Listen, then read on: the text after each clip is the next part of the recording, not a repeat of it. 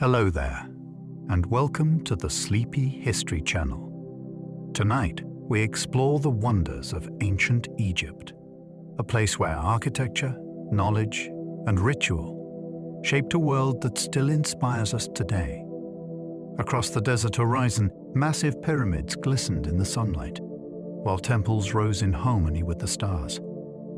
Stone corridors echoed with chants honoring the gods, and artists carved hieroglyphs into walls that would remain hidden for thousands of years. Engineers shaped landscapes with canals, foundations, and alignments so perfect that their meaning still sparks fascination. Within cities along the Nile, ideas moved through workshops and libraries.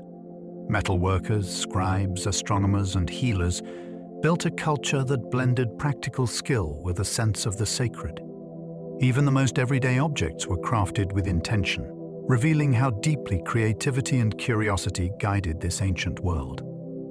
If you enjoy these quiet journeys, I invite you to like, subscribe, or share a thought below. It helps others find their way here too, one sleepy soul at a time. But for now, just breathe. Let your eyes grow heavy, and let the ancient past cradle your thoughts. Let's begin.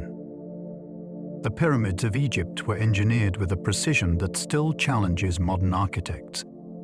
From the moment construction began, these vast structures rose from the desert with an intentionality that feels almost otherworldly. Every block, every angle, every shadow cast across the sand carries the imprint of a mind that saw both earth and sky as parts of a single grand design. The limestone blocks, shaped with uncanny accuracy, settle against one another so tightly that even a whisper of wind struggles to slip between them. The foundation is so level that even today engineers pause to consider how such perfection was achieved, using tools measured in rope, wood, and human intuition.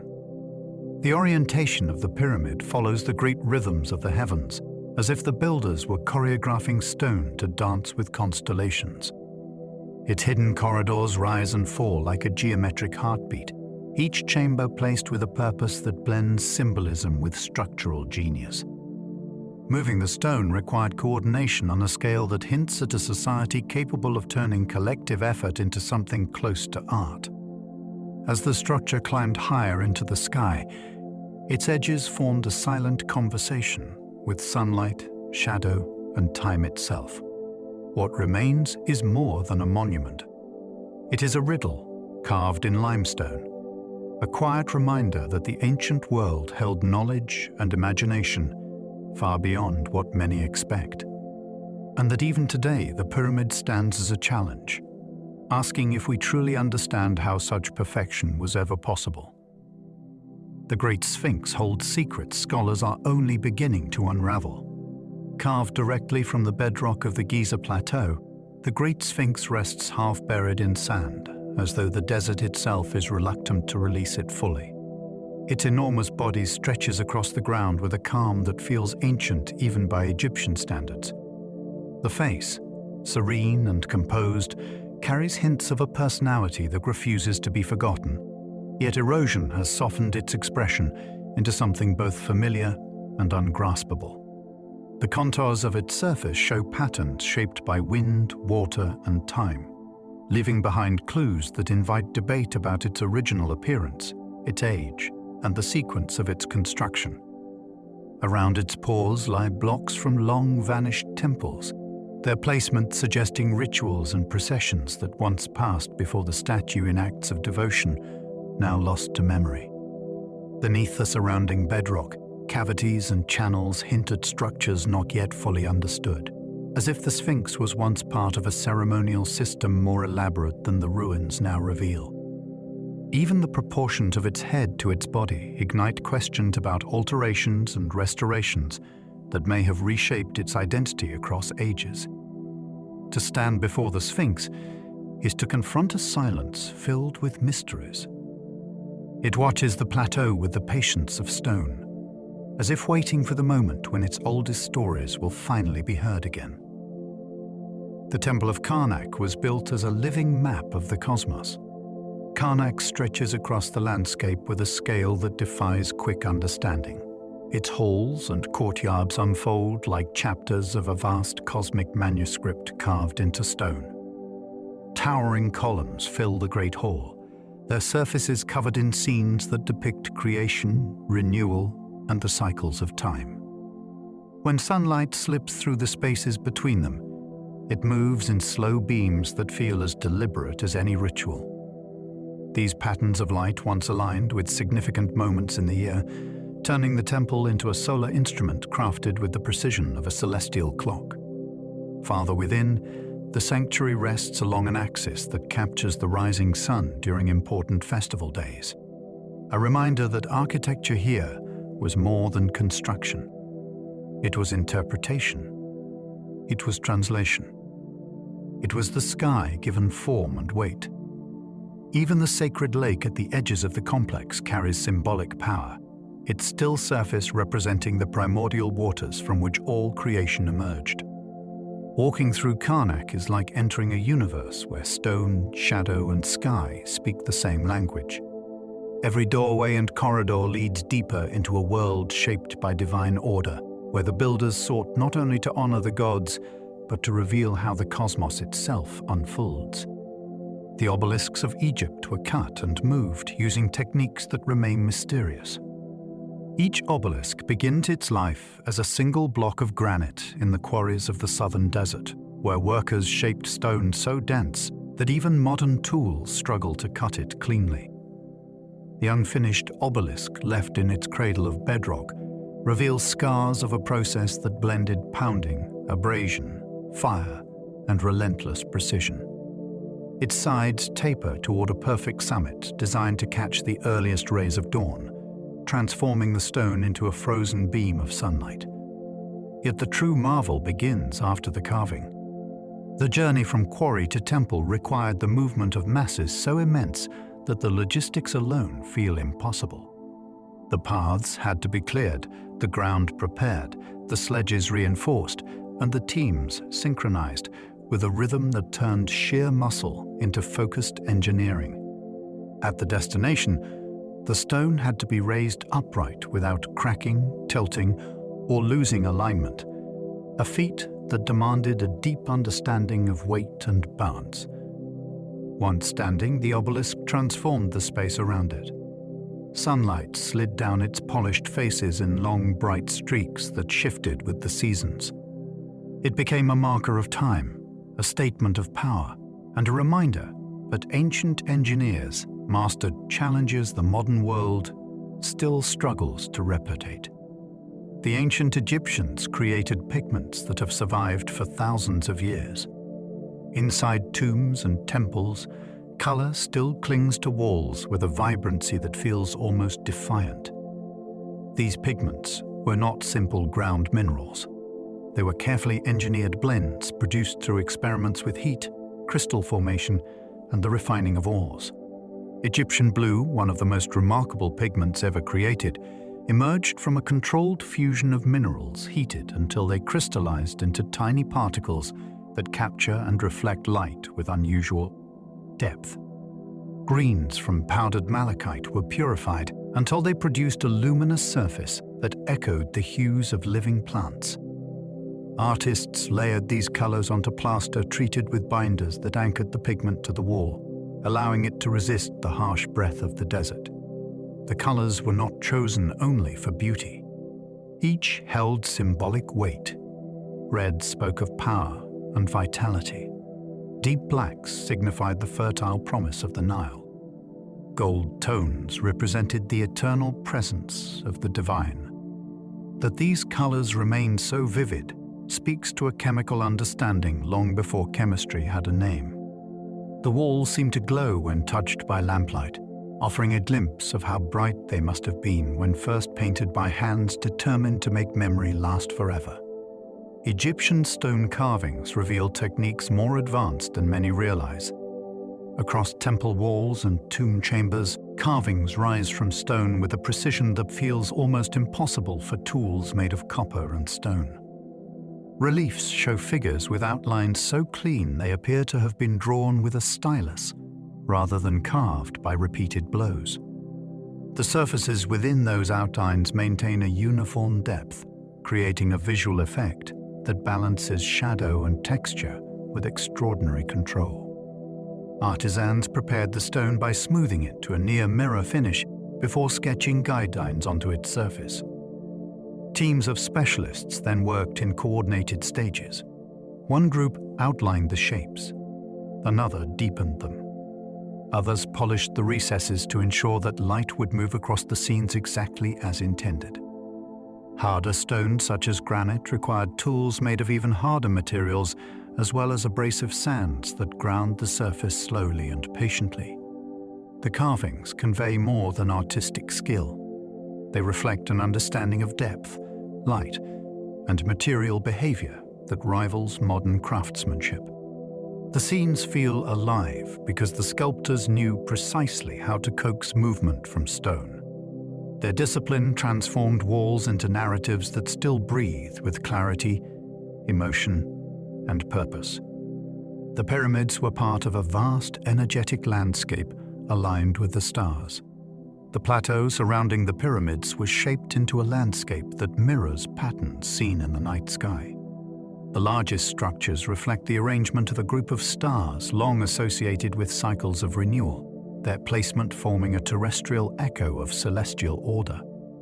Each pyramid aligns with cardinal directions with remarkable precision, suggesting that the builders studied the movement of the heavens with dedicated care.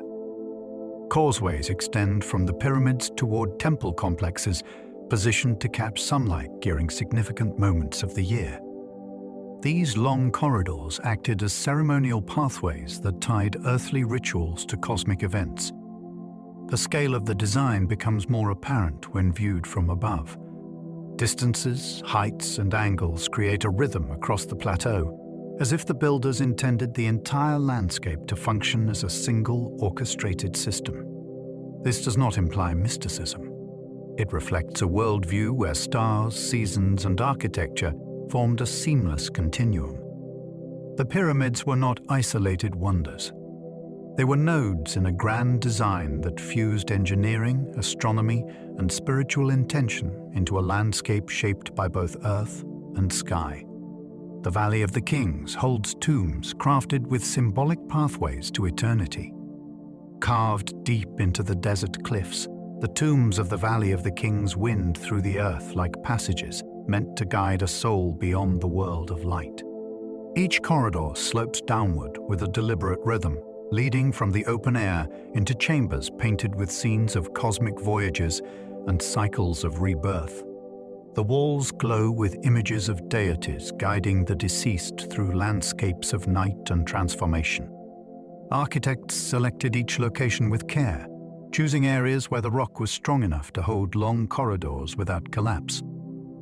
The angle of the descent, the width of each passage, and the placement of each chamber followed patterns rooted in ritual meaning. Some tombs extend so deeply into the hills that their final sanctuaries feel completely removed from the surface world. Coffins and sarcophagi rested within rooms adorned with protective spells, meant to sustain the spirit through its journey. Tiny niches once held oil, offerings, and symbols of protection. The deeper one travels into a tomb, the more the outside world fades. These structures are not merely graves. They are vast symbolic roadmaps to eternity, carved with a precision and devotion that still inspires awe. Ancient Egyptian boats were constructed with an ingenious method lost for centuries. Long before ships were built with metal nails and rigid frames, Egyptian shipwrights shaped wooden planks into vessels that could travel the Nile and the open sea with surprising speed and stability. They used a method now called shell construction, where the hull was formed first from planks fitted edge to edge with extraordinary accuracy. Wooden pegs and fiber lashings held the pieces together in a flexible but secure embrace. This approach allowed the vessel to move with the water rather than resist it, creating a smoother passage across waves. The planks themselves were shaped to interlock subtly, forming curves that distributed pressure evenly along the vessel's length. Deck beams and interior supports were then added inside the completed hull, strengthening it without disturbing its hydrodynamic grace. Archaeological finds reveal boats placed in tombs with the same care given to jewelry and ritual objects, suggesting their symbolic role in the journey beyond life. Others show traces of long expeditions that reached far beyond the Nile, carrying goods, ideas, and stories across distant coasts. The technique remained unknown to the modern world until excavations uncovered its secrets, revealing a maritime tradition both elegant and brilliant. Hidden chambers inside the pyramids suggest a purpose beyond burial. Within the limestone mass of the pyramids lie voids, passages, and chambers whose purposes continue to provoke debate. Some are large enough to walk through. Others are small cavities revealed only through modern scanning methods. Their placement suggests careful design rather than structural accidents. Passages rise and fall in gentle inclines, shifting direction in ways that imply symbolic or astronomical intentions. One chamber sits at a height that gives it a sense of separation from the rest of the interior, as though it were intended for rituals no record has fully preserved. Another is sealed with precisely cut stones that fit so tightly their edges remain sharp even after countless centuries. Above certain ceilings, layers of stone distribute weight with a mathematical finesse that reveals planning far beyond the needs of a simple burial space. The discovery of hidden voids through advanced scanning has renewed questions about what remains unseen. These chambers create a sense that the pyramid was conceived as more than a final resting place. It feels instead like a structure built to hold layers of meaning, each one locked behind stone until the moment the world becomes ready to understand it. Egyptian glassmakers invented techniques far ahead of their time. In workshops lit by charcoal glow, ancient Egyptian artisans experimented with sand, minerals, and fire until they discovered ways to coax color and clarity from molten earth. Their earliest creations shimmer in shades of deep cobalt, soft turquoise, sunlit amber, and translucent whites that catch the light with a quiet brilliance. Rather than pouring the material into molds, they often shaped it by winding molten threads of glass around a core, building vessels layer by layer with astonishing control. The heat had to be managed with the precision of a heartbeat. Too much, and the shape collapsed. Too little, and the surface cracked. Some pieces were decorated with combed patterns that ripple like gentle waves frozen in time. Others were colored with mineral powders that fused into the walls of the vessel, creating tones that remain luminous even now. These techniques were so refined that later cultures studied them with admiration. The Egyptians treated glass not merely as a utility, but as a medium worthy of artistry. Each bead and cup hints at a deeper mastery, revealing how curiosity and experimentation led them into realms of craftsmanship the world would not fully understand again for many centuries. The gold of the pharaohs was purified to an unusual level of perfection. Gold objects found in royal tombs shine with a softness and purity that suggest the metal was refined far beyond ordinary standards. Ancient smiths learned to heat, hammer, and cleanse raw ore until only the most flawless material remained. The result was metal so consistent and so radiant that it seems almost untouched by the passing of ages. They shaped it into masks, jewelry, ceremonial vessels, and decorative fittings that glow with a warmth rivaling sunlight itself. The refining process combined cycles of heating, folding, and washing that required an intuitive understanding of how impurities behave within molten metal. Gold grains were separated with methods that preserved every glint of precious material. When crafted into thin sheets, the metal could be pressed so fine that it behaved almost like fabric, wrapping around wood or stone without tearing. The craftsmanship reveals a culture that viewed gold not merely as wealth, but as a substance tied to eternity. Its untarnished nature made it a symbol of undying power. The gold of the pharaohs stands as a testament to mastery of metallurgy at a time when most of the world still worked in far simpler forms. Egyptian engineers built nilometers to measure the river's sacred rhythms. Along the banks of the Nile, ancient engineers carved shafts and channels into stone so they could watch the river rise and fall with each passing season. These structures, called nilometers, acted as instruments that translated water into knowledge. When the river rose to the right height, the fields would drink deeply and the year would be prosperous.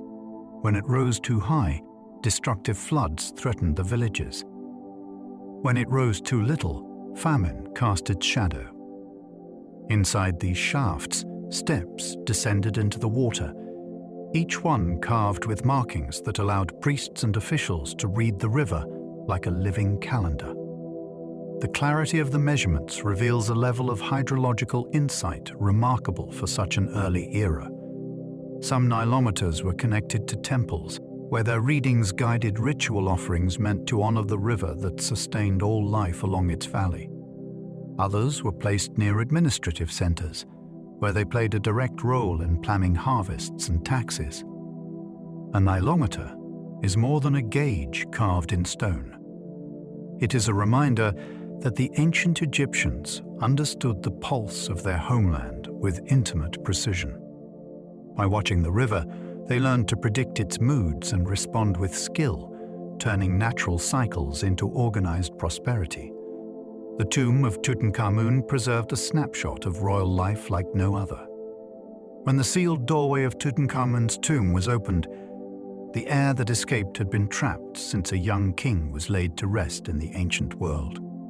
Inside, the chambers revealed an untouched collection of objects that offer an unparalleled view of royal life.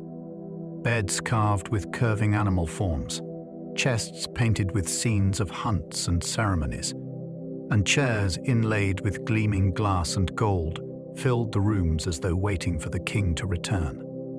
The walls themselves were modest compared to grander tombs, but the treasures within spoke louder than any decoration. Miniature boats, cosmetics boxes, ornate sandals, and finely crafted weapons showed the daily and ceremonial world of a royal household.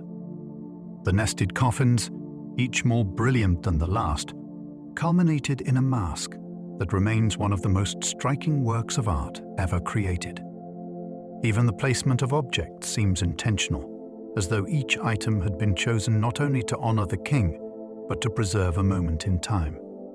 The tomb's discovery offered more than wealth. It provided a rare pause in history, a room where the ancient world waited in silence, untouched, preserving the texture of a life lived thousands of years ago. The Temple of Abu Simbel was aligned to capture sunlight on specific days. Carved into a cliff overlooking the desert, the Temple of Abu Simbel was positioned with such mastery that twice each year the rising sun enters the sanctuary and illuminates statues seated deep within the rock. The light travels through a narrow corridor and touches three figures while leaving a fourth in shadow, an arrangement suggesting deliberate symbolic intention. To achieve this effect, the builders needed a precise understanding of solar movement and architectural geometry. The facade of the temple is dominated by enormous seated statues with calm faces that watch the landscape as though guarding a threshold between earth and divinity. Inside, pillars shaped like figures stand in orderly ranks, guiding visitors toward the inner chamber where the solar event takes place. When modern engineers relocated the entire structure to save it from rising waters, they found replicating the original alignment to be an immense challenge. This temple demonstrates that ancient architects did not merely build structures. They built experiences tied to the turning of the planet itself. The sun becomes part of the architecture, completing a design that unites stone, sky, and sacred meaning in a moment of radiant precision. Egyptian medicine included surgical practices that were surprisingly advanced. Medical papyri reveal a civilization that approached healing with a balance of observation, experience, and methodical study. Ancient physicians described injuries in clear terms, distinguishing between wounds that could heal on their own and those requiring intervention. They cleaned cuts with mixtures designed to reduce infection and applied bandages insulated with plant-based ingredients selected for their soothing or protective qualities. Some texts detail the diagnosis of fractures, along with treatments that involved setting bones and securing them in place using splints crafted from wood or stiffened linen. They performed procedures that required steady hands and careful understanding of anatomy, including the draining of abscesses and the treatment of dislocated limbs. Herbal knowledge expanded alongside surgical skill, allowing physicians to combine physical techniques with remedies tailored to specific ailments. What stands out is not only the variety of treatments, but the professionalism of the approach. Healers kept records, evaluated outcomes, and refined their techniques across generations. Egyptian medicine shows a society that viewed care for the body as both science and duty, revealing a world where knowledge grew through careful attention to the realities of human health. The Egyptians developed one of the earliest known prosthetic devices. Among the discoveries in ancient tombs is a finely crafted wooden toe, shaped to replace the missing part of a foot and carefully fitted to allow the wearer to walk with comfort. This prosthetic shows signs of use, its smooth surfaces and subtle wear indicating that it was more than a symbolic offering. It was a functional device created with empathy and skill. The makers shaped the wood to match natural contours, then wrapped it with linen and leather to secure it to the foot. The attachment method reveals an understanding of how weight shifts during a step, ensuring the device remained stable. The workmanship demonstrates that the creators considered both practical movement and personal dignity. A person who wore this prosthetic could walk without drawing painful attention to the missing limb. It is a reminder that ancient Egyptian artisans thought beyond utility. They recognized the human need for wholeness, crafting solutions that restored not only function, but confidence. The existence of such a prosthetic speaks to a culture that understood medicine as a combination of technology and compassion, long before such ideas were formally defined. The Library of Alexandria was a beacon of knowledge unlike anything before it. When scholars of the ancient world spoke of Alexandria, they described a place where ideas were gathered with the same reverence given to sacred treasures. The library sought scrolls from every region it could reach, collecting works on mathematics, astronomy, medicine, poetry, history, and philosophy. Ships arriving in the harbor were said to have their manuscripts copied by scribes, ensuring that the library held knowledge from far beyond its own borders. Inside its halls, scholars debated theories that pushed the boundaries of what was known. Astronomers calculated the size of the Earth with surprising accuracy. Physicians studied the workings of the body. Mathematicians explored the relationships of shapes, numbers, and space. The library became a magnet for thinkers who believed that understanding the world was a sacred pursuit. Although the building itself is lost, its legacy lingers in fragments of stories and surviving works that trace their lineage back to its shelves. The Library of Alexandria stands as a symbol of curiosity that dared to reach beyond the horizon, gathering the wisdom of countless cultures into a single place dedicated to the pursuit of truth. Egyptian astronomers tracked the heavens with incredible skill. From the rooftops of temples and the oaken floors of courtyards, ancient observers studied the stars as though reading a map written across the night. They noted the rising and setting of key constellations, watching how these patterns shifted with the seasons. Their understanding of celestial cycles guided agricultural planning, temple alignment, and the very structure of their calendar. They tracked the brightest star in the sky as it vanished into the sun's glow and later reappeared at dawn, a moment that signaled the coming flood of the Nile. This event was so predictable and so deeply tied to survival that it became a cornerstone of the year. Some temples were aligned with astronomical events, allowing sunlight to enter sanctuaries during significant days. Their knowledge was practical, spiritual, and scientific all at once. They did not separate the movement of the heavens from the rhythms of life on Earth.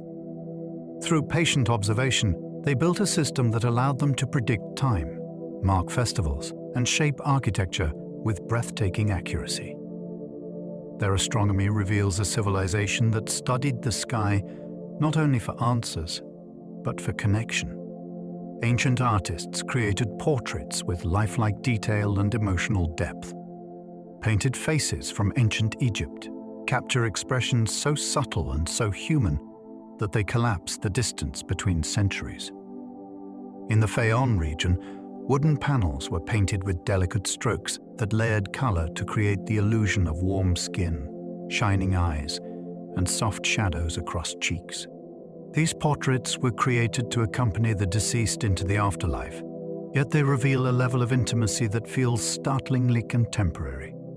Artists blended pigments to create tones that shifted gently from light to dark, shaping the curves of the face with precision. The eyes, wide and reflective, often showed tiny flecks of light that give them a sense of presence. Some portraits depict jewelry, hairstyles, or fabrics with intricate care, providing insight into fashions and identities long vanished. What makes these works unforgettable is their emotional resonance. They do not simply show a person. They show a personality, a quiet confidence, a thoughtful gaze, a serene acceptance. Through these portraits, ancient Egyptian artistry reaches across time with a clarity that feels almost like meeting another soul. They reveal a culture deeply skilled in capturing the essence of life, even in the shadow of death. Egyptian quarrying techniques allowed them to cut stone with unusual precision. In the quarries scattered across Egypt, workers shaped the raw earth with a skill that feels almost surgical. They studied each outcrop, searching for natural seams where stone could be freed with the least resistance. Copper chisels and pounding stones chipped away at surfaces with controlled force, leaving grooves that reveal a rhythm of work as steady as a heartbeat. In some quarries, archaeologists have found long channels carved with astonishing straightness, suggesting that the ancient engineers understood how to guide fracture lines through solid bedrock. For harder stones like granite, they used pounding stones made of materials even tougher than the quarry face. These tools created a fine dust that filled the air with a gritty shimmer, evidence of a process that required both strength and delicate control. Workers inserted wooden wedges into small cutouts, then soaked the wood so it expanded, widening the cracks with quiet, relentless pressure. This method allowed them to remove massive blocks with minimal breakage.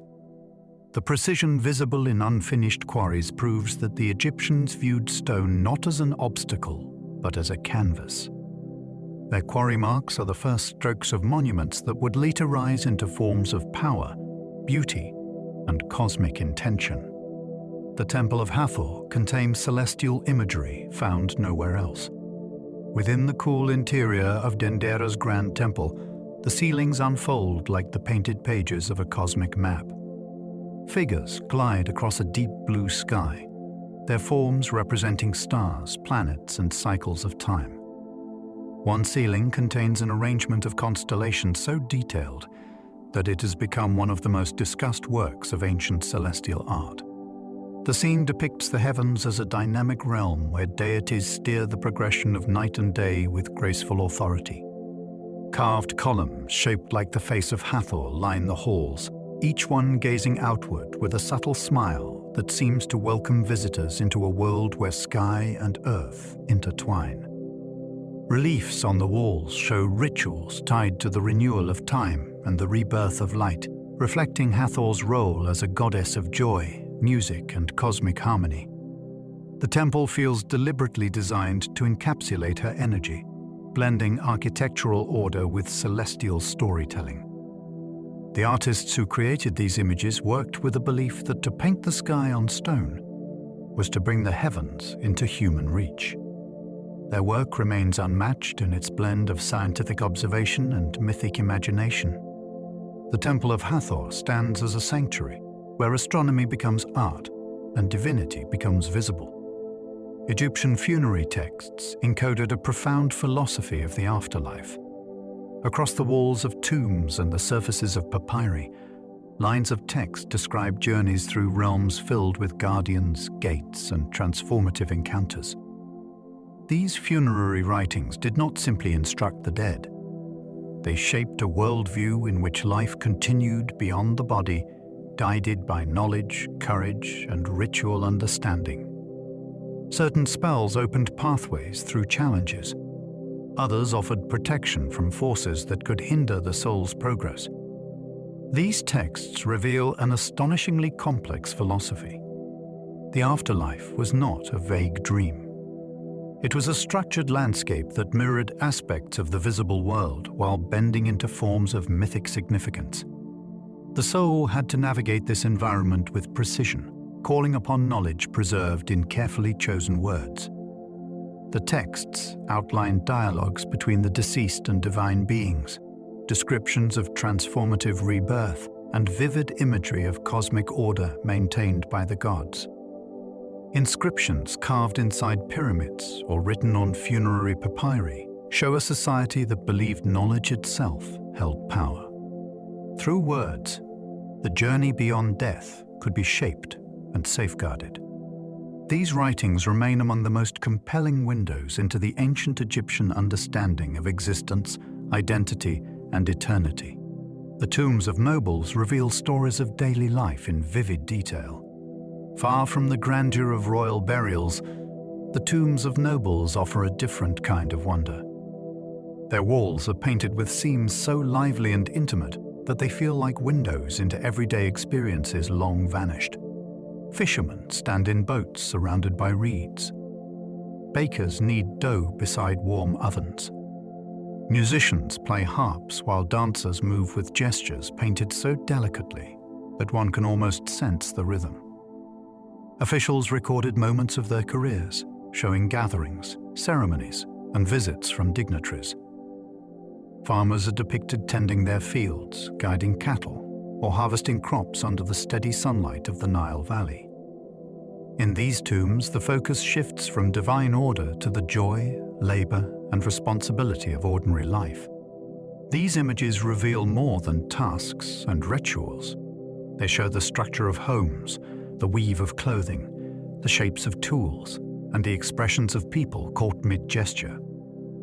It is here, in these quiet chambers, that the humanity of ancient Egypt shines most clearly.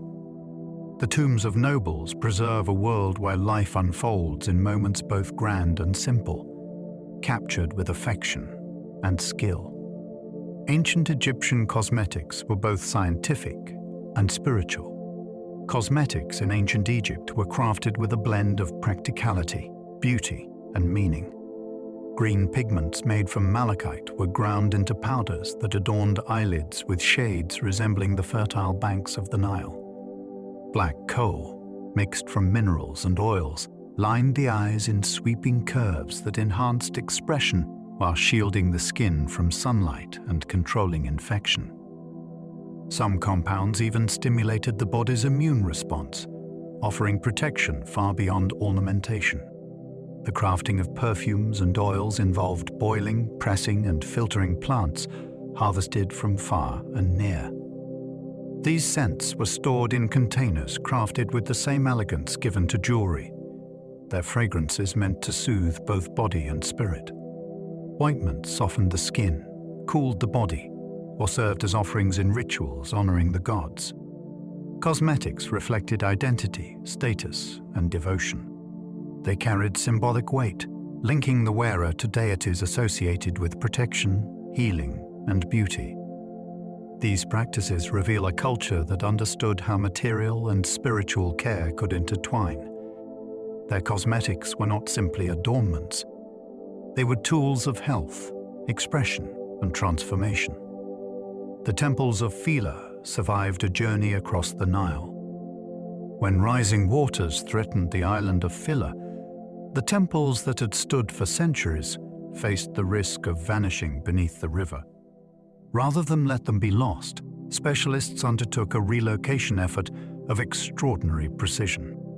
The structures were dismantled block by block, each piece marked carefully to ensure that its position could be replicated exactly. Stones weighing thousands of pounds were lifted, transported, and reassembled on a nearby island chosen for its stability and safety. This monumental effort preserved the graceful courtyards, colonnades, and sanctuaries dedicated to Isis, a goddess whose worship drew pilgrims from across the ancient world. The reliefs carved on the walls show scenes of ritual, devotion, and mythic storytelling, all of which was saved through this modern feat of engineering. The successful relocation demonstrates a deep respect for the heritage of Egypt. The temples now stand upon a new foundation, but their atmosphere remains. They continue to rise from the waters with the same elegance, offering a continuity of presence that feels both ancient and renewed. Egyptian furniture craftsmanship was elegant and ingenious. In workshops scented with sawdust and resin, ancient carpenters shaped wood into furniture that balanced comfort, stability, and artistic grace. Chairs featured legs carved like animal limbs, each curve crafted to provide both strength and beauty. Beds rested upon frames inlaid with patterns that glowed softly in lamplight. Boxes and chests opened with smooth precision. Their joints fitted so tightly they could endure centuries without coming apart. Artisans used wood sparingly and intelligently, selecting pieces based on grain, flexibility, and strength. Mortise and tenon joints allowed parts to interlock seamlessly. Some furniture pieces folded for travel, revealing a level of practicality often overlooked in discussions of Egyptian art. Inlays of ivory, ebony, and semi-precious stones adorned surfaces with patterns inspired by nature and symbolism. The surviving pieces demonstrate a mastery of craftsmanship seldom matched in the ancient world. They were built not only for utility, but for a beauty meant to accompany their owners in life and death. Egyptian furniture reveals a sophistication that continues to influence modern design through its balance of function and artistry. The pyramid texts are among the oldest known religious writings. Carved deep within pyramid chambers, these texts appear in long vertical lines that trace the walls like woven threads of divine speech. They include spells intended to guide the deceased king through the afterlife, ensuring safe passage past guardians and obstacles. Their language is poetic, symbolic, and filled with imagery that evokes transformation, rebirth, and cosmic order. These inscriptions represent one of the earliest efforts to record a complex system of belief. Their placement shows careful intention. The most important spells were carved near areas where the king's spirit was believed to pass, allowing words and architecture to work together as a single ritual instrument. Some passages describe the king ascend into the stars among eternal beings. Others recount acts of creation that reaffirm the divine nature of kingship. The pyramid texts offer a rare look into the spiritual foundations of Egypt. They reveal ideas that shaped later funerary traditions and influenced centuries of religious thought. Their presence carved into stone ensures that their power remains, whispering across time through the walls they adorn. Egyptian falconry traditions influenced cultures far beyond the Nile. In the open fields and desert edges of Egypt, handlers trained falcons with a discipline and reverence that treated the birds as partners rather than tools.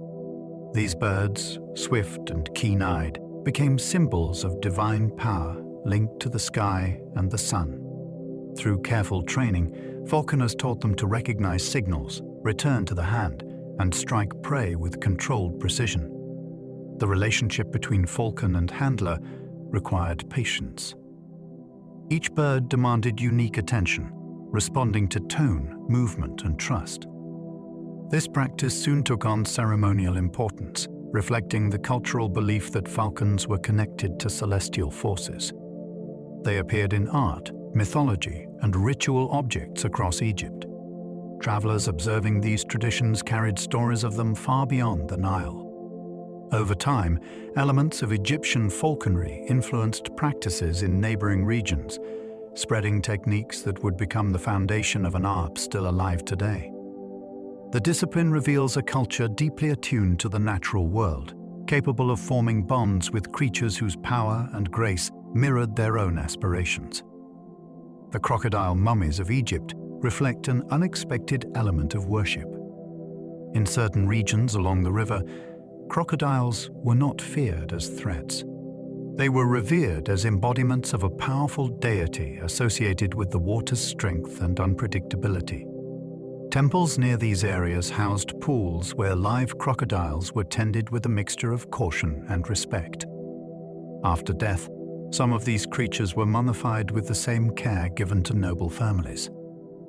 Wrapped in linen and placed within specially crafted coffins, these crocodiles were honored as sacred beings.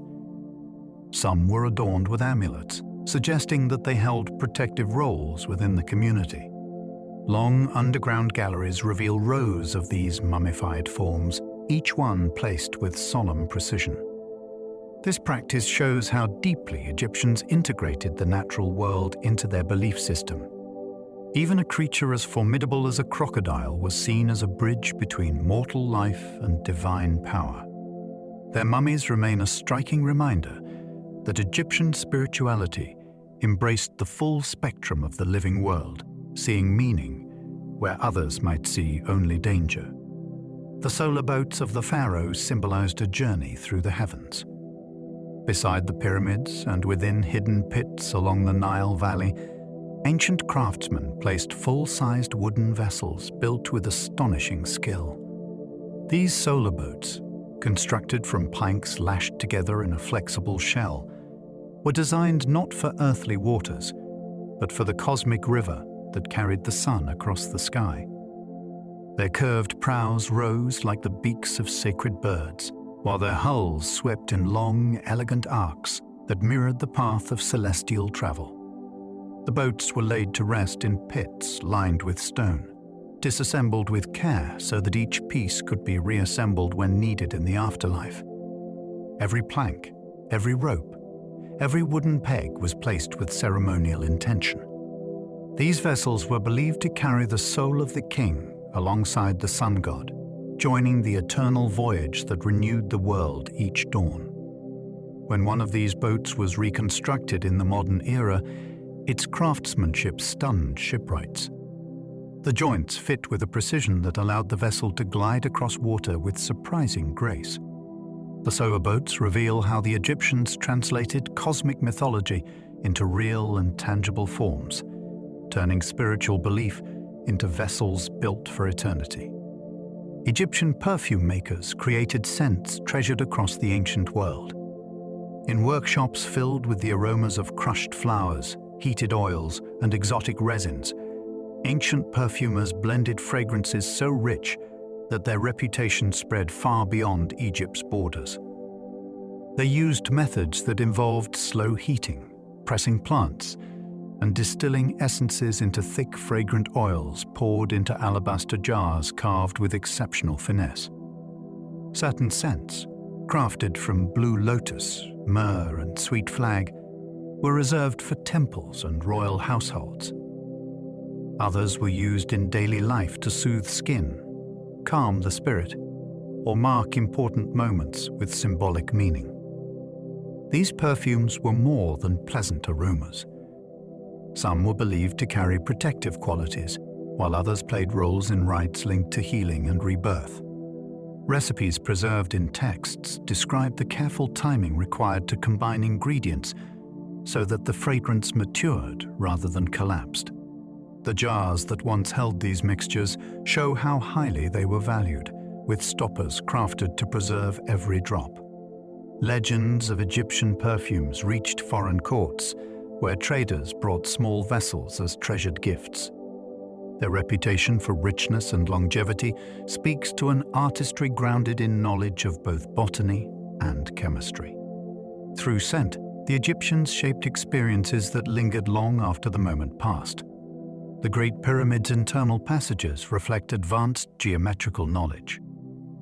Deep within the limestone mass of the Great Pyramid lies a network of corridors and chambers engineered with a precision that challenges expectations of ancient mathematics.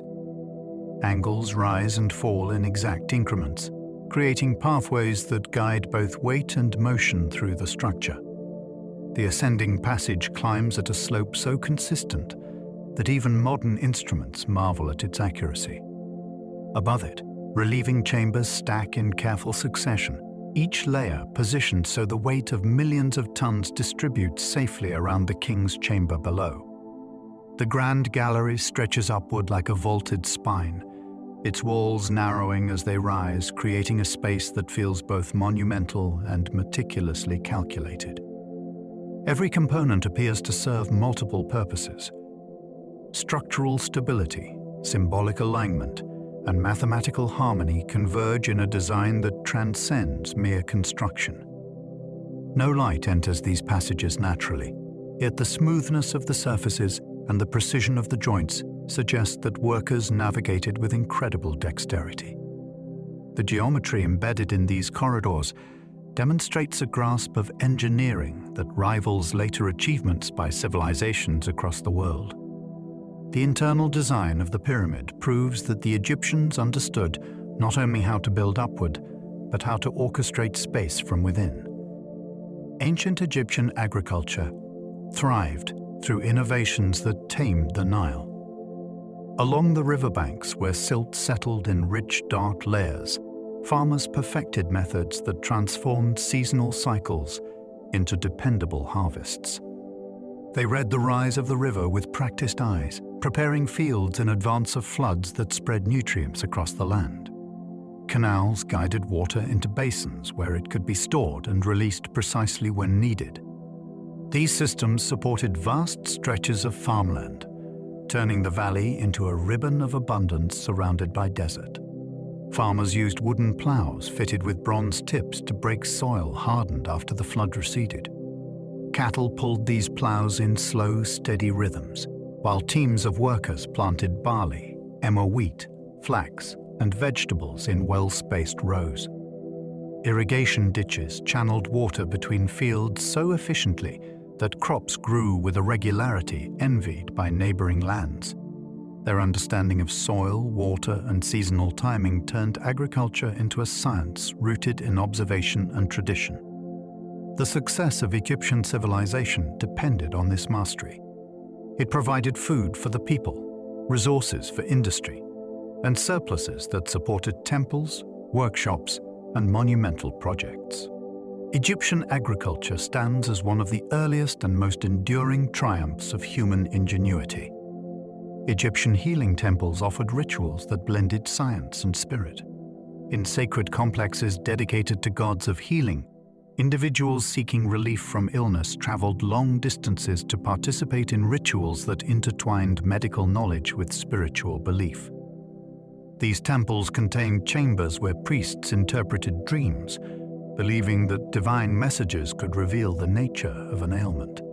Incense filled the air, and votive offerings shaped like injured limbs or afflicted organs lined the walls, each representing a plea for recovery. Healing practices within these temples included herbal treatments crafted from plants with known restorative properties. Priests applied salves, poultices, and oils to soothe pain or reduce inflammation, combining their observations of the body with their understanding of symbolic power. Sleep was a crucial part of the process. Visitors rested in designated halls where they awaited dreams believed to contain guidance from the divine. These rituals illustrate a worldview that saw no separation between physical and spiritual well-being. Health was maintained through harmony, and illness was understood through a blend of practical knowledge and sacred interpretation. The healing temples embody the ancient Egyptian belief that the body, mind, and spirit were threads of the same fabric, each influencing the others in subtle and profound ways. The tomb of Seti I holds some of the most elaborate art ever created. Carved deep into the cliffs of the Valley of the Kings, the tomb of Seti I opens into hall after hall adorned with some of the most breathtaking art in ancient Egypt. Every inch of wall and ceiling carries scenes painted with colors that still seem to breathe with life. The king is depicted traveling through realms filled with protective deities, cosmic serpents, and landscapes that symbolize transformation. The detail is extraordinary. Faces are rendered with delicate shading. Wings of divine beings arch across ceilings in long, graceful spans. The tomb stretches through multiple chambers, each revealing a new chapter of the journey toward eternity. Columns etched with hieroglyphic lines stand like silent attendants, guiding visitors deeper into the symbolic underworld. The craftsmanship here reflects artists working at the peak of their skill, using pigments and techniques refined across generations. This tomb is not simply a burial place. It is an experience, a deliberate, immersive world meant to surround the king with every protection and blessing needed for rebirth. Even now, its corridors evoke a sense of awe that suggests the ancient creators understood exactly how to shape memory into art that does not fade. Egyptian blue was a color chemistry breakthrough without precedent. When artisans first created Egyptian blue, they achieved something no other culture had produced. By heating specific minerals until they fused into crystalline particles, they formed a pigment capable of reflecting light with a vivid brilliance that remains unchanged after thousands of years. This color adorned statues, murals, coffins, and decorative tiles, giving them a radiance that mimicked the glow of the sky or the shimmer of sacred waters. The pigment required precise control of heat within kilns, as temperatures too low or too high would ruin the transformation. Once cooled, the material was ground into a fine powder and mixed with binders that helped it adhere to surfaces with remarkable durability. Under certain light, Egyptian blue emits a faint luminescence, as though the pigment holds a memory of the fire that created it. Its production demonstrates a mastery of chemistry long before the discipline had a formal name. The color stands as one of Egypt's greatest artistic achievements, an invention so successful that its formula spread only slowly across cultures. Egyptian blue remains a symbol of innovation, beauty, and scientific curiosity, woven into a single, remarkable hue. The Temple of Edfu preserves a mythological story carved in stone. Within the towering walls of the Temple of Edfu lies a narrative carved with such density and detail that it reads like a myth preserved in stone. The walls recount the tale of a divine battle between a falcon god and a force of chaos, a struggle that symbolized the triumph of order over disorder. Scenes depict rituals that reenacted this cosmic conflict, linking the myths of creation to ceremonies performed by priests. Corridors and courtyards guide visitors through this story with purposeful rhythm. Reliefs show offerings, processions, and interactions between gods and kings, each scene placed with an intention that reflects centuries of inherited tradition. The sanctuary at the core of the temple housed a sacred bark, carried in processions that symbolically renewed cosmic harmony. The preservation of these carvings is extraordinary. Their crisp lines and vivid imagery make the ancient story feel close, as though the temple still remembers each chant and ceremony performed within its walls. Edfu remains one of the finest examples of myth becoming architecture, a place where belief, artistry, and history intertwined seamlessly. Ancient Egyptians mastered the art of petroglyph carving in the desert. Across remote stretches of desert, on cliffs and boulders shaped by endless sunlight, the Egyptians carved images that reveal some of the earliest expressions of their culture. These petroglyphs depict animals long vanished from the region, including giraffes, lions, and large herds that once roamed the ancient savanna. Some carvings show boats sailing across imagined waters, suggesting that journeys across land were envisioned as voyages across cosmic seas. The technique required patience and precision. Artists chipped away at the rock surface using pounding stones, shaping outlines that captured movement with surprising clarity. Over time, the desert winds softened the edges of some carvings, but many remained sharp enough to trace with a finger. These images served as markers, memories, and messages left for those who came after. They reveal a world before the rise of monumental architecture, a world where expression flowed directly from hand to stone beneath an open sky. The petroglyphs offer a glimpse into the early imagination of Egypt, where art was woven into the very landscape, long before temples and pyramids shaped the horizon. Egyptian shadow clocks measured time using ingenious simplicity. In a land where the sun shaped daily life, the Egyptians crafted instruments that turned its movement into a method for measuring time. Shadow clocks were simple in appearance, often consisting of a straight bar mounted on a base marked with divisions. As sunlight struck the bar, its shadow moved across these markings, allowing observers to track the hours with surprising accuracy. Some clocks were designed to shift orientation as the sun changed position, enabling measurements during morning or afternoon light. Others included notches that captured subtle variations in the shadow's length, reflecting seasonal changes. These instruments were used in temples to time rituals, in workshops to regulate tasks, and in administration to coordinate duties across large estates. The ingenuity of these clocks lies in their clarity. With minimal materials and careful observation, the Egyptians created a reliable system that blended practicality with a deep awareness of the natural world. Their shadow clocks reveal a civilization attuned to the movement of the sun, capable of turning light itself into an instrument of order.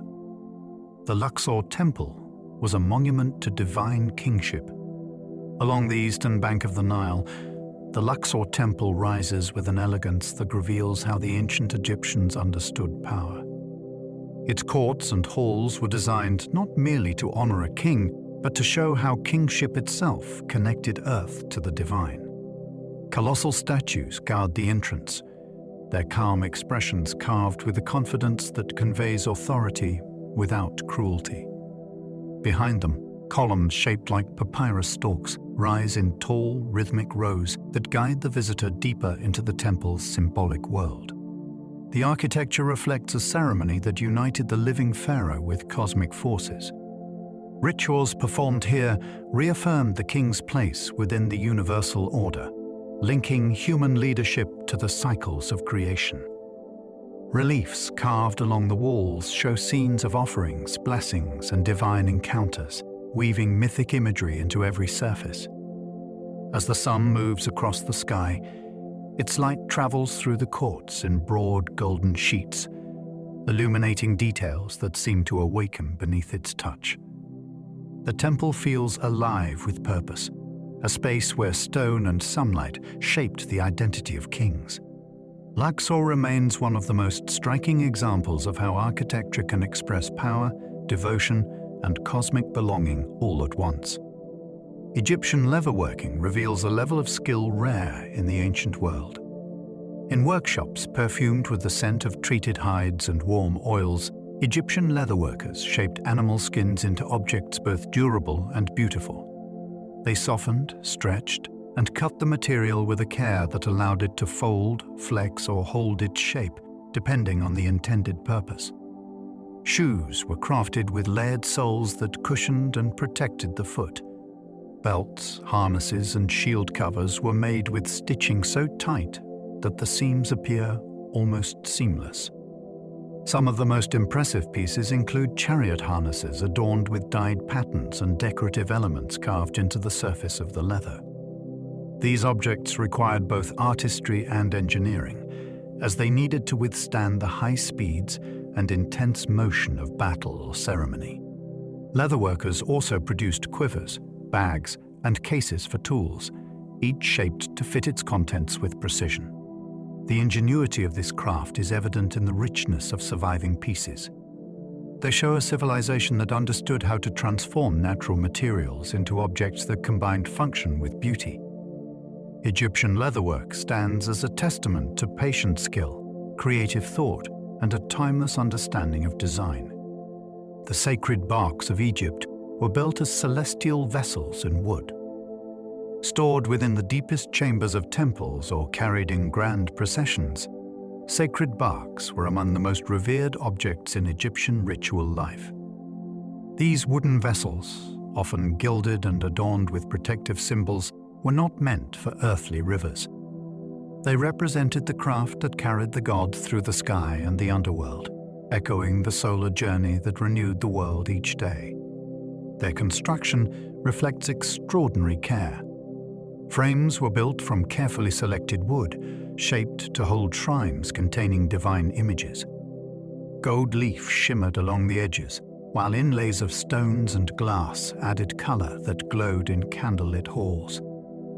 During festivals, priests lifted the bark onto their shoulders, moving it through temples and streets in a choreography meant to honor the god's presence among the people. The barks served as bridges between the earthly world and the cosmic realms. By carrying them in ritual, the Egyptians reenacted the voyages of their gods, maintaining harmony between seen and unseen forces. These vessels remain some of the clearest expressions of how deeply spirituality infused Egyptian craftsmanship. The workers' village of Deir el-Medina shows life behind the monuments. Nestled in a desert valley, the village of Deir el-Medina holds the remains of a community whose hands shaped some of Egypt's greatest wonders. Here lived the artisans who carved the tombs of kings. Their homes, arranged along narrow streets, reveal a world far more personal than the grand monuments they built. Rooms were modest, often containing simple furniture, storage jars, and personal altars where families offered prayers each morning. The villagers left behind records etched on ostraca, small pieces of pottery and limestone.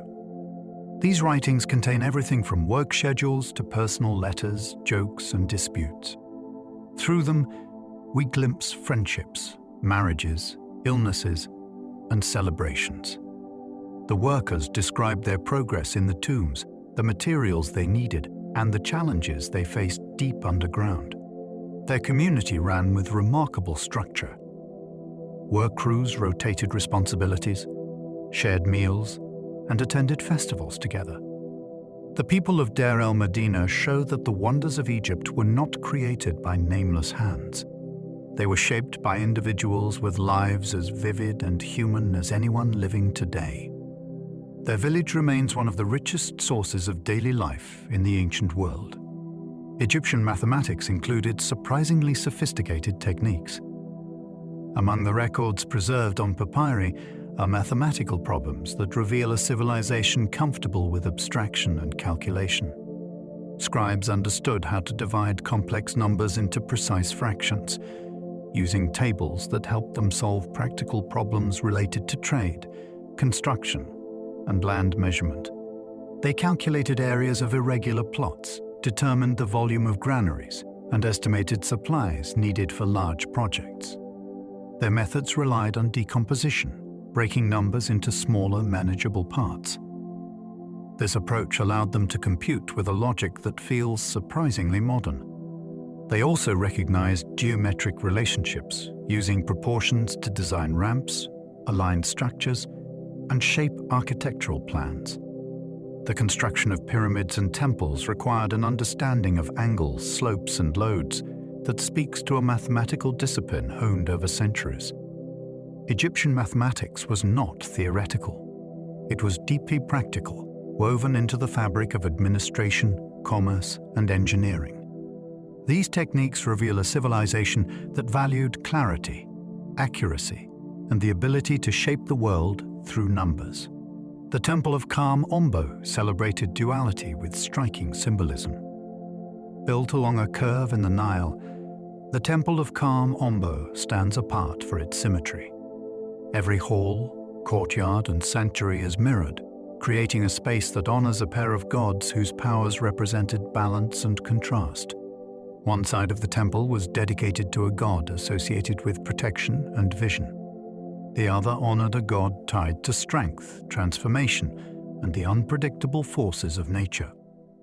This dual structure allowed rituals to unfold in parallel, each side filled with scenes that reflect the nature of the deity it served. Columns rise in matched rows, while reliefs depict ceremonies meant to maintain cosmic and earthly harmony.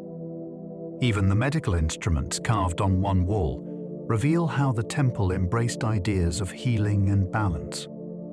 The architecture itself becomes a statement about the world as the Egyptians understood it. Light and shadow, order and transformation, stability and change.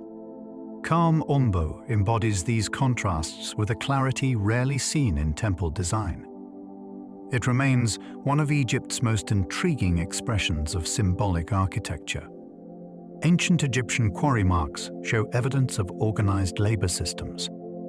Across the quarry faces where stone was extracted for temples and monuments, inscriptions and symbols reveal how work crews operated. Marks indicate which team carved a particular section, allowing administrators to track progress and assign responsibility. These symbols, etched boldly into the rock, show that labor was structured, monitored, and evaluated with surprising efficiency. Some marks represent names or titles, while others identify groups responsible for cutting, transporting, or shaping blocks.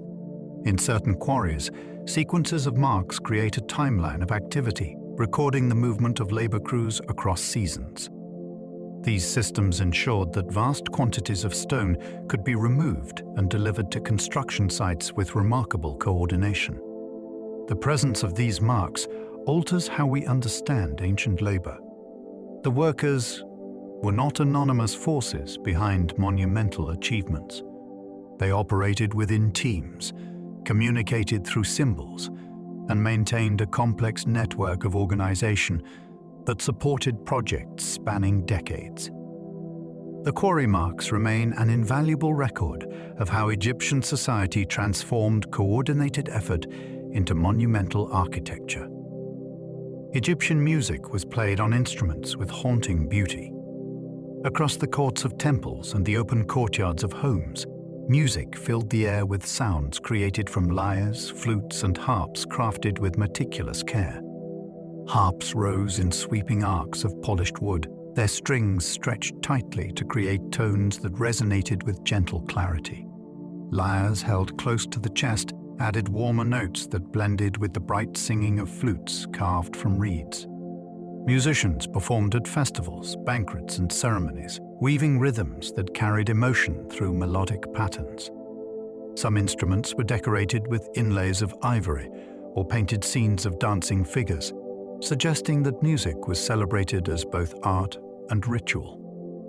Psalm and percussion accompanied processions that moved through temple halls, echoing against stone walls with an ethereal quality.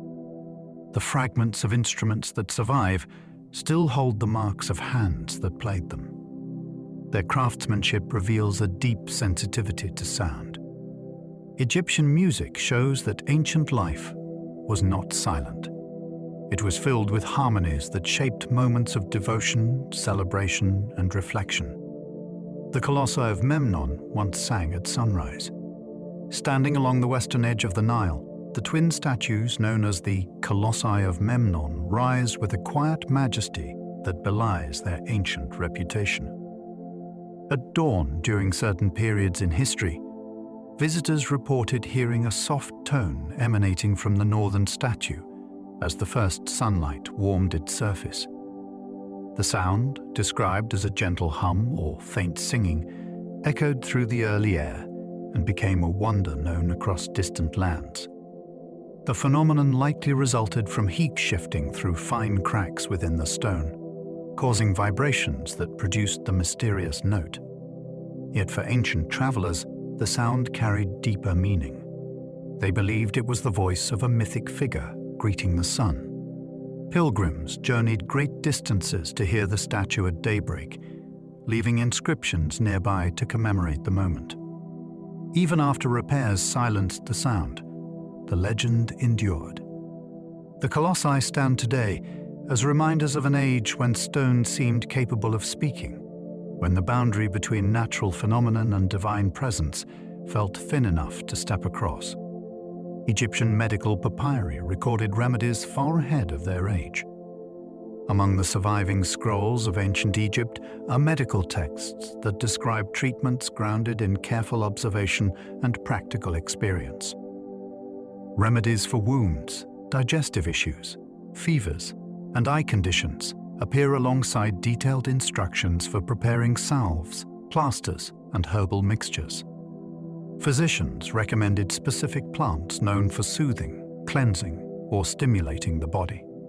These papyri also contain early descriptions of surgical techniques. Instructions for stitching wounds, resetting bones, and treating burns reveal practices that required both skill and courage. The writers distinguished between injuries that could heal and those that required intervention, demonstrating a structured approach to diagnosis. The level of organization found in these texts is remarkable. They show a civilization that documented knowledge systematically, passing it between generations of healers. Through these writings, ancient Egyptian medicine becomes visible not as superstition, but as a discipline of careful trial, error, and refinement. Their remedies reflect a deep commitment to preserving life and easing suffering through methods astonishingly advanced for their time.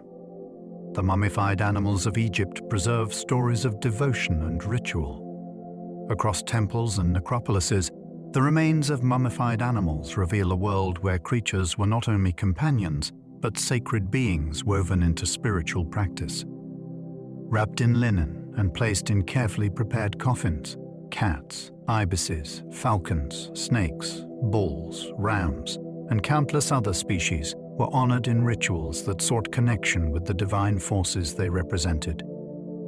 Their bandages were layered with the same rhythmic care given to human burials. Some animals were posed in lifelike stances, while others were adorned with painted faces or decorated wrappings that highlighted their symbolic roles. Priests raised entire communities of sacred animals near temples, tending to them with dedicated care. After death, the animals were embalmed using resins and oils chosen for preservation. Long underground galleries hold thousands of these mummies, their arrangement reflecting offerings made by families seeking blessings, healing, or protection. These mummified animals are not curiosities. They are echoes of a belief system that saw divinity in the natural world. Each one carried meaning, forming a bridge between humans and the gods. Their presence reveals a culture that honored life in all its forms and recognized spiritual potential within every creature. Egyptian brewing techniques influenced the development of beer worldwide. In bustling breweries along the Nile, workers crushed grains, heated water, and prepared thick mixtures that filled the air with the scent of rising yeast. Beer in ancient Egypt was a daily staple, crafted with methods so refined that its influence extended across cultures. Brewers soaked barley until it sprouted, dried it, and ground it into flour that formed the base of a mash. They added bread dough to start fermentation, creating a drink rich in nutrients and flavor. Clay vats kept the mixture warm as bubbles rose through the surface in slow, steady rhythms. Once fermented, the beer was poured through woven strainers into jars sealed with clay stoppers. Some households brewed their own batches, while larger operations supplied festivals, workers' rations, and religious offerings. Beer accompanied meals, construction projects, celebrations, and rituals. The consistency could range from smooth to thick, and its taste varied according to the grains and spices available. These brewing practices spread as travelers exchanged knowledge, influencing the craft far beyond Egypt's borders. Egyptian beer stands as one of the oldest examples of food science transforming daily life and shaping cultural tradition. The great hypostyle hall at Karnak remains an architectural marvel.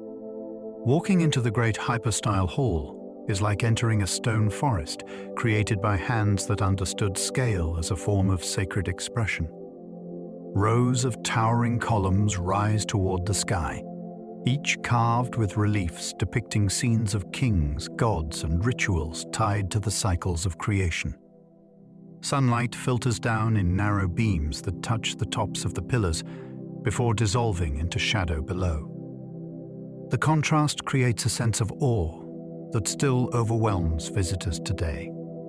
The hall once supported an immense roof made of stone slabs, each one weighing more than any ordinary structure could bear. Engineers distributed the weight across the columns with such mastery that the hall remained stable for millennia. The carvings along the pillars are crisp and deeply recessed, revealing a dedication to artistic detail even at heights difficult to reach. As the light shifts throughout the day, new shapes appear along the walls and capitals. The hall transforms into a living canvas where architecture and atmosphere interact continuously. It stands as one of Egypt's most monumental achievements, a space where craftsmanship, mathematics, and devotion converge in breathtaking harmony. Egyptian clothing was crafted with precision and symbolism. Clothing in ancient Egypt blended comfort with meaning. Linen, woven from the fibers of flax plants, formed the foundation of nearly every garment. The fabric was cool, light, and perfectly suited to the desert climate. Artisans spun the fibers into threads that could be woven into fine cloth, smooth enough to drape effortlessly across the body. Some garments were so delicately woven that they appeared almost translucent in sunlight. Styles varied according to status and purpose. Workers wore simple kilts or wrapped skirts, while nobles dressed in pleated robes that required meticulous pressing to create cascading folds. Jewelry, belts, and decorative collars added color and symbolism, transforming clothing into statements about identity and role. Dyes were rare and valuable, making the few colored garments particularly prized. Priests wore clothing chosen for purity and ritual purpose, while celebrants in festivals adorned themselves in elaborate outfits that echoed mythic imagery. Clothing in Egypt was never only practical. It reflected the harmony between body, environment, and belief. Each piece carried intention, revealing how deeply the Egyptians understood the connection between appearance and meaning. The temple reliefs of Abydos preserve legendary lists of kings. Within the sacred halls of Abydos, carved reliefs trace the lineage of rulers whose reigns shaped the earliest history of Egypt. These lists appear as orderly rows of cartouches, each enclosing the name of a king. The carvings present a clear sequence meant to honor continuity and legitimacy. The craftsmanship is so fine that the symbols remain sharp even after thousands of years. The kings recorded here span centuries, forming a timeline that once served both political and spiritual purpose. By inscribing their names, the creators of Abydos placed each ruler within the cosmic order, ensuring that their legacy would endure. The surrounding reliefs depict ceremonies in which the reigning king interacts with gods who acknowledge his authority. The carvings blend history with myth, creating a record that is as symbolic as it is factual. Abydos was considered a gateway to the underworld, making it a fitting place for preserving names intended to last for eternity. The lists carved here provided later historians with invaluable insights into Egypt's early rulers. They remain among the most important historical records from the ancient world. Ancient Egyptians created remarkable board games such as Senet. In homes, palaces, and tombs, people gathered around wooden boards marked with squares that guided players through a symbolic journey. Senet, one of the earliest known board games, combined chance and strategy in a way that captivated generations. The movement of pieces represented a path through challenges and protections, echoing ideas of fate and divine intervention. Boards were crafted from wood, ivory, or stone, with pieces shaped into small figurines that fit comfortably in the hand. The rules varied across regions and eras, but the underlying structure remained consistent enough to carry deep cultural meaning. Scenes painted in tombs show people playing the game with expressions of concentration and enjoyment, suggesting that Senet served both entertainment and ritual roles. Some boards were placed in twos beside the deceased, symbolizing the soul's journey through the afterlife. The game became a metaphor for perseverance, insight, and transformation. Senet reveals how play and spirituality intertwined in Egypt, turning simple objects into tools for reflection and connection. The lost labyrinth of Egypt was described as more impressive than any pyramid. Ancient writers spoke of a vast complex filled with thousands of rooms arranged in layers of corridors, courts, and chambers. This structure, often called the labyrinth, was said to surpass the pyramids in complexity and ambition. Though the building no longer stands in its original form, descriptions claim that it contained halls filled with carvings, shrines dedicated to the gods, and spaces designed for ceremonies and administration.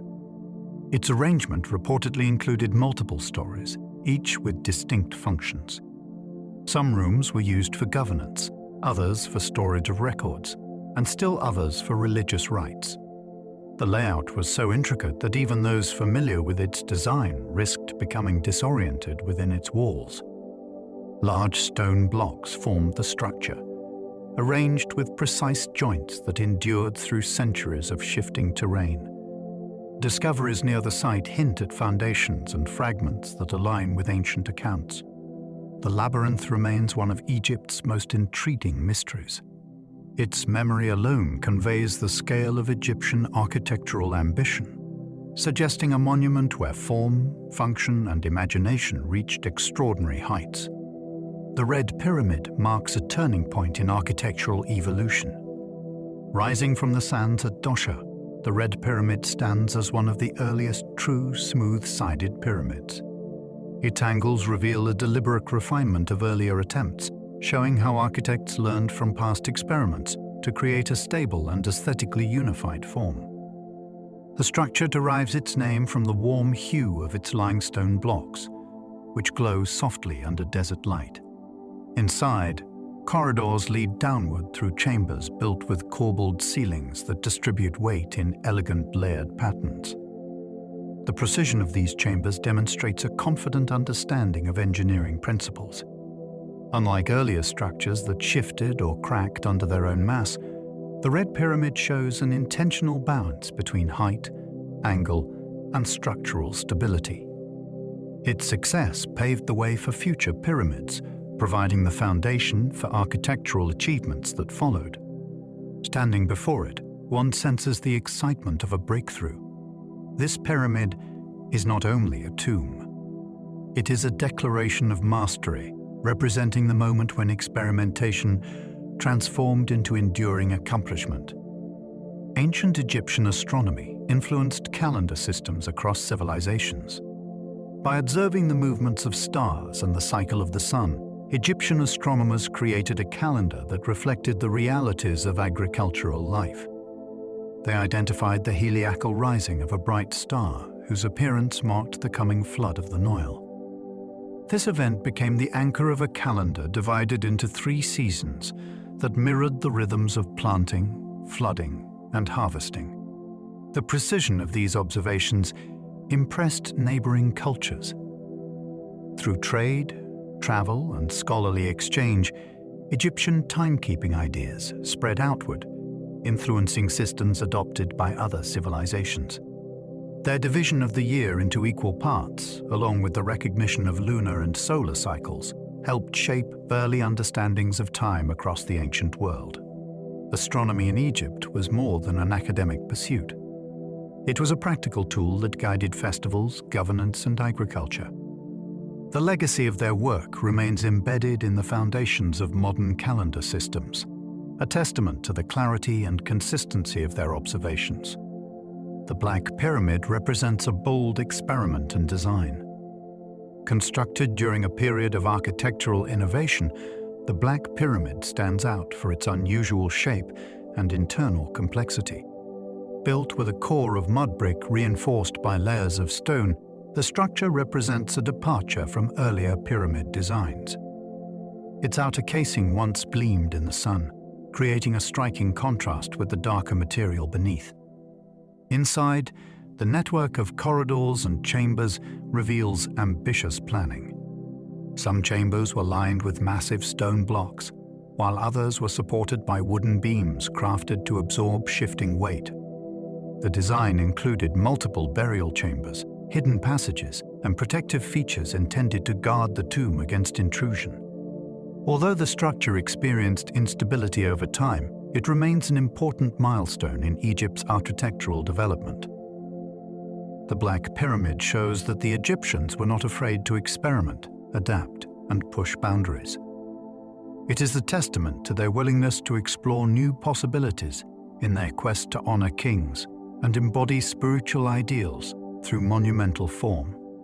Egyptian gold mask craftsmanship achieved unmatched artistic perfection. Within royal tombs where silence has lingered for millennia, gold masks rest as if still warmed by the faces they once covered.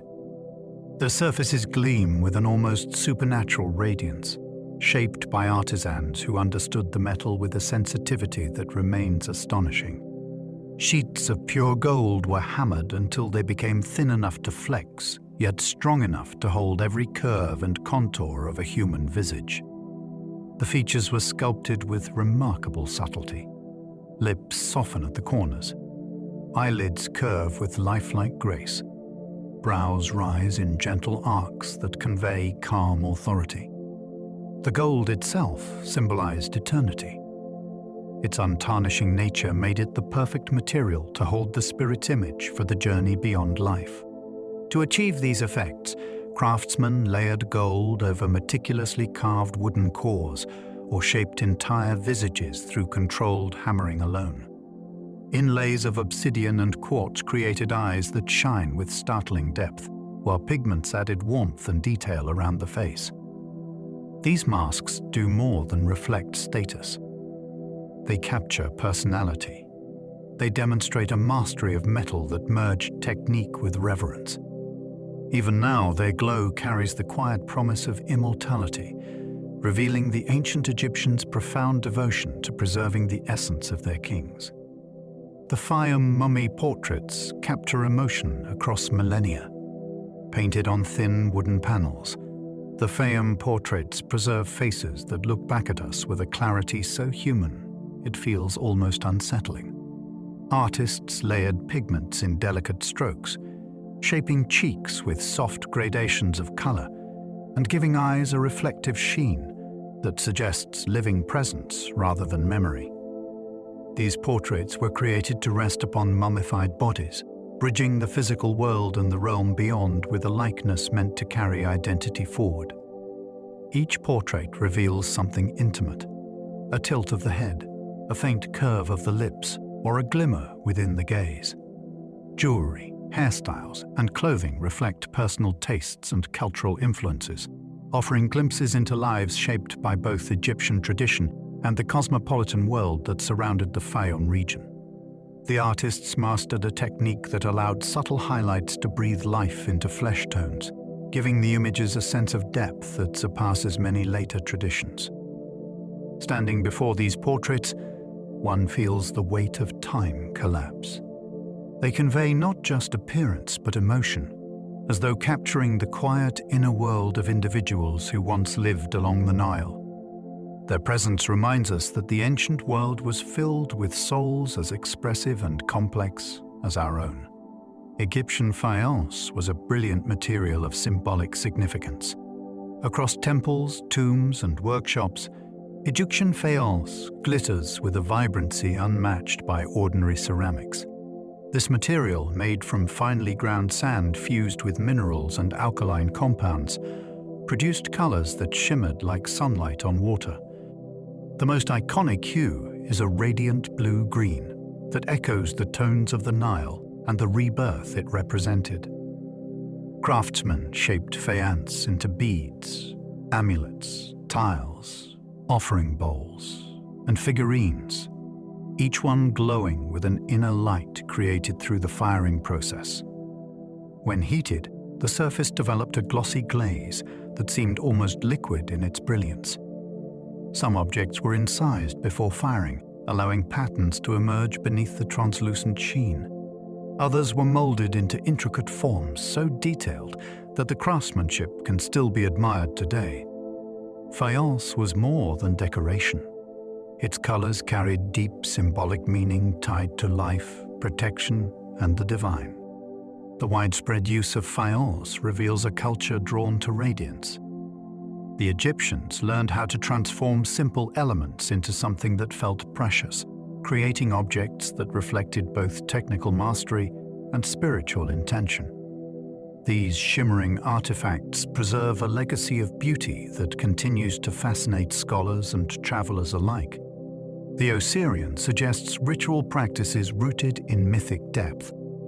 Hidden behind the Grand Temple at Abydos lies the Osirian, a structure unlike any other in Egypt. Massive stone blocks rise from deep, water-filled chambers, arranged in a design that feels older than the temple it accompanies. The scale is imposing. Thick pillars stand in solemn pairs, their reflections trembling upon the surface of the water that once filled the central basin.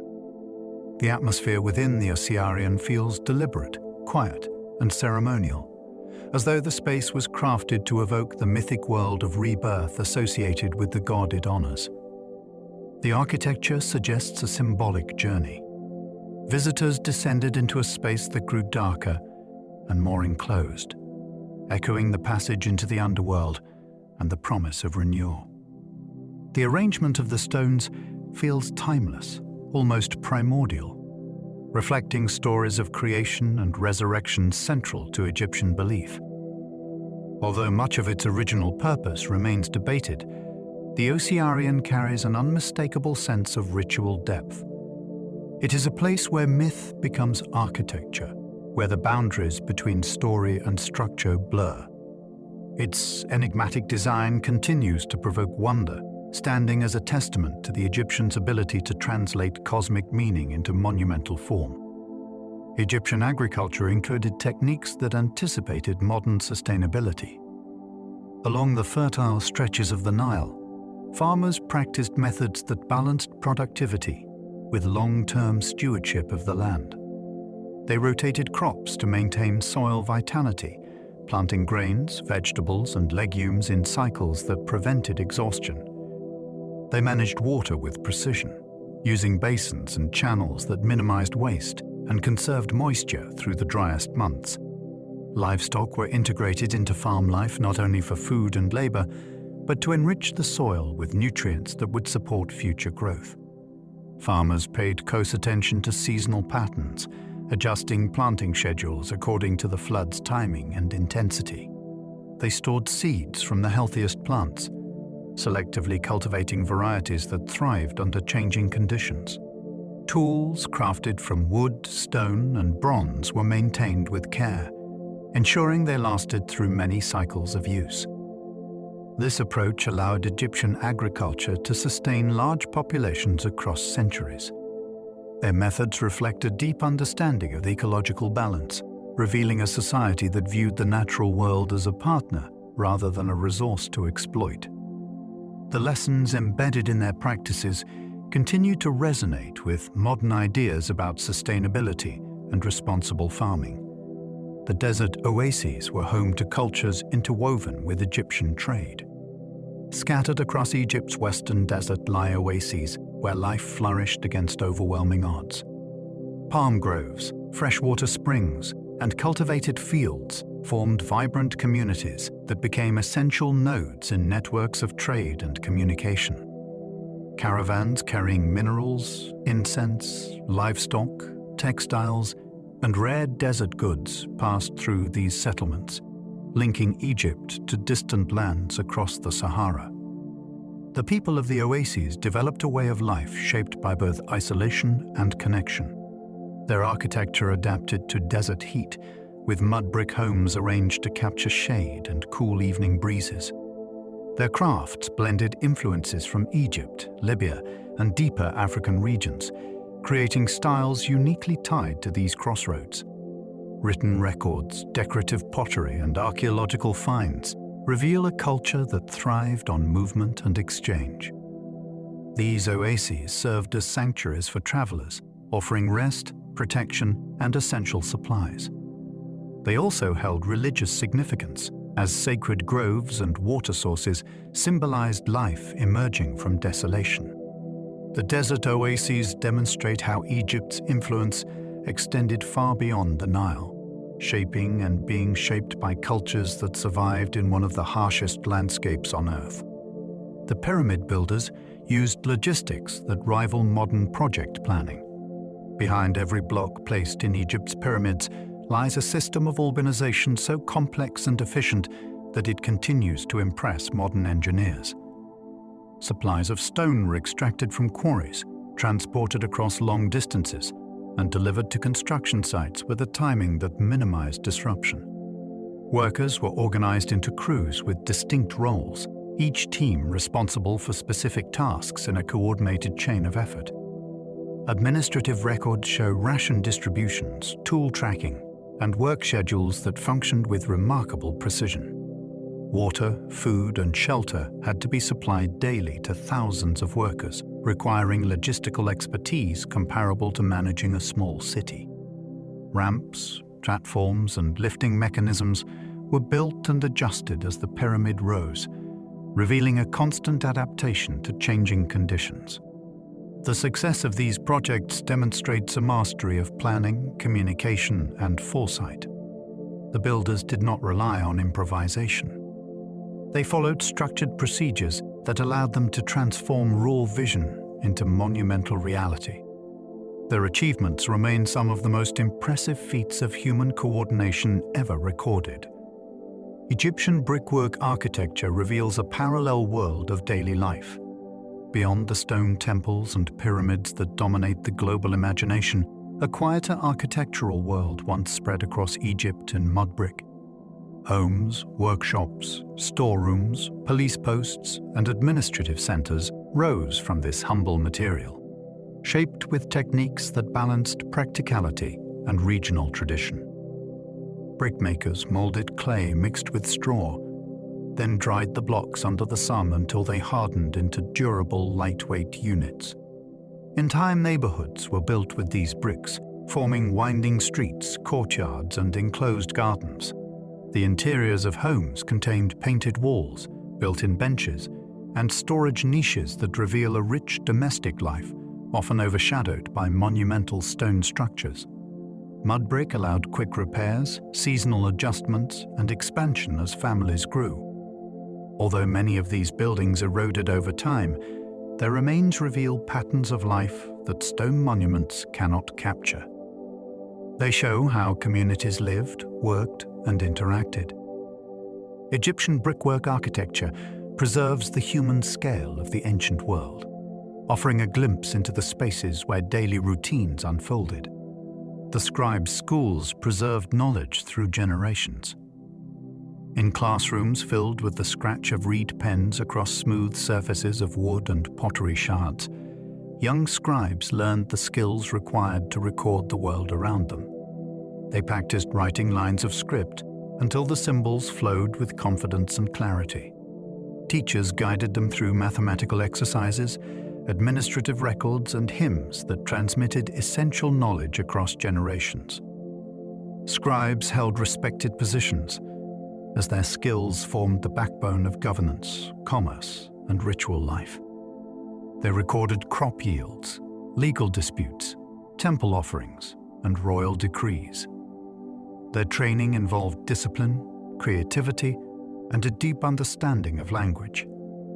Through their work, ideas traveled across centuries, preserved in scrolls and inscriptions that still survive today.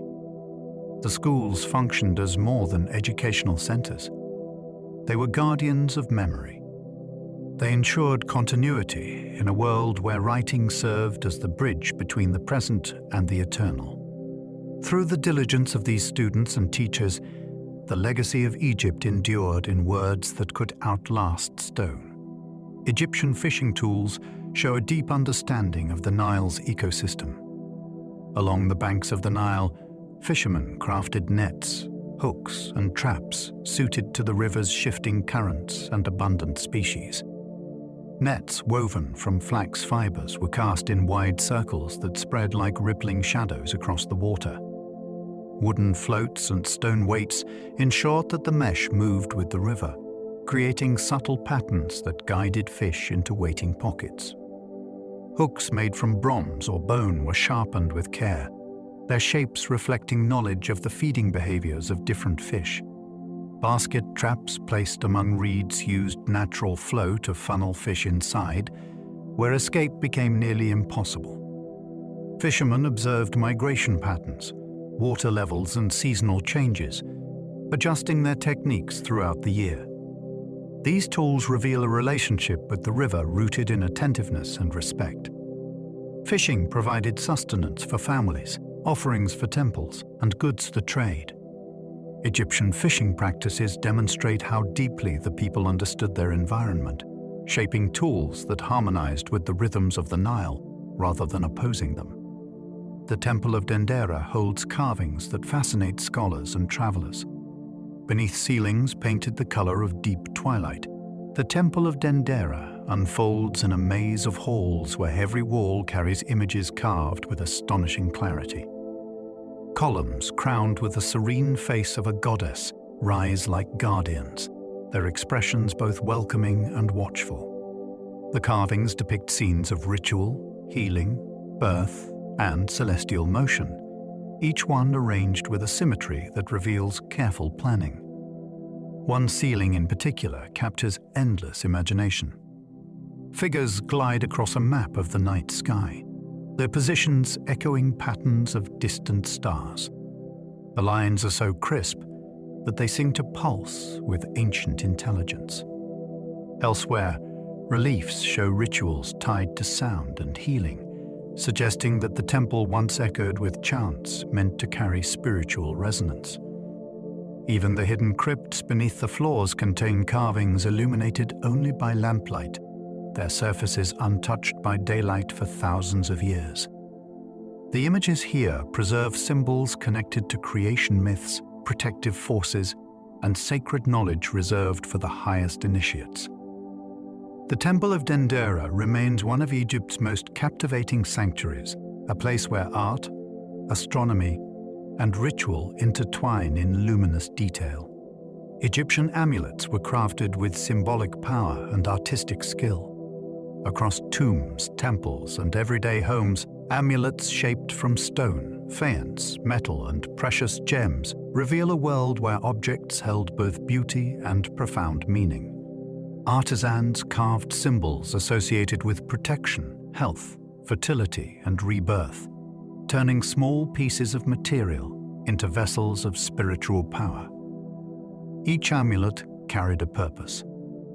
Some warded off illness. Others ensured safe journeys or strengthened the bond between the wearer and a particular deity. The craftsmanship behind these pieces is remarkable. Tiny lines were carved with precision, sharp enough to capture feathers, inscriptions, or sacred shapes. Colors were chosen for their symbolic meanings, with blues and greens linked to life and regeneration, while gold tones evoked divinity.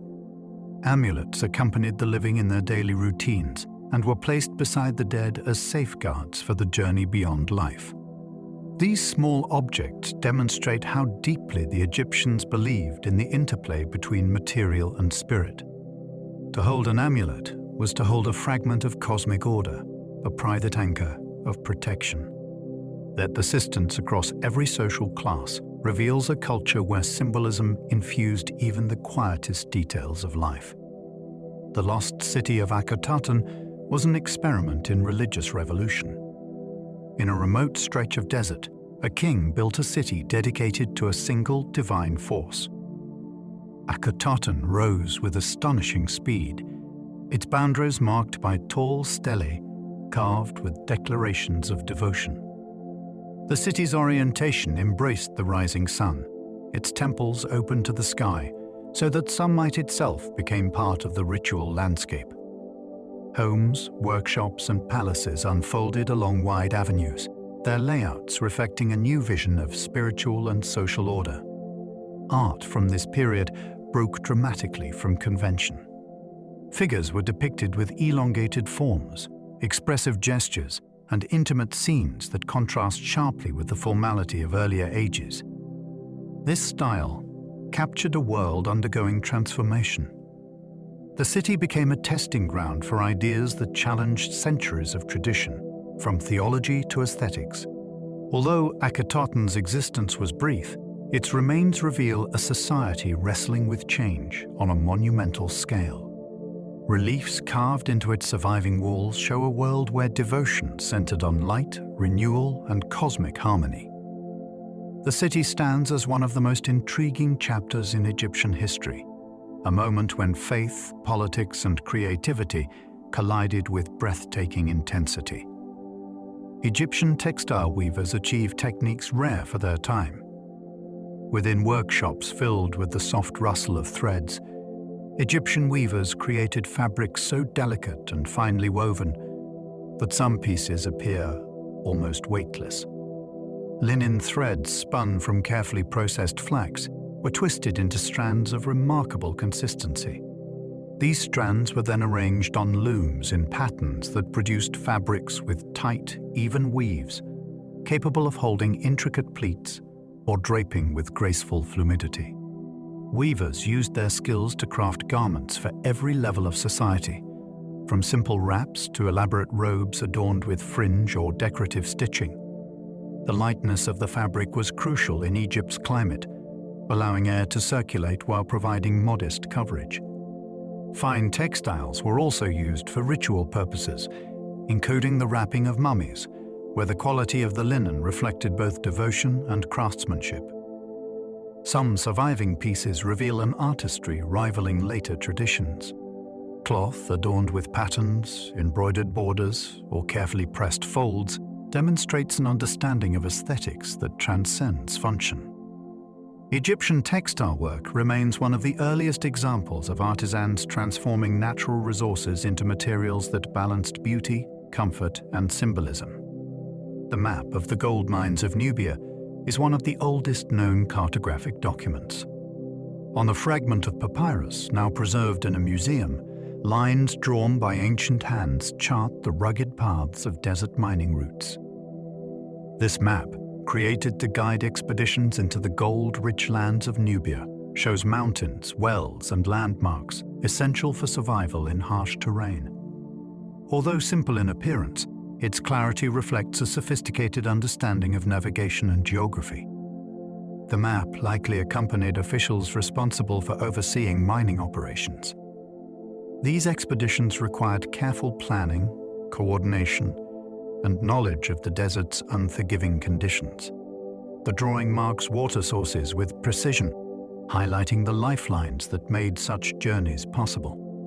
It also identifies mining sites, fortifications, and pathways carved by countless footsteps.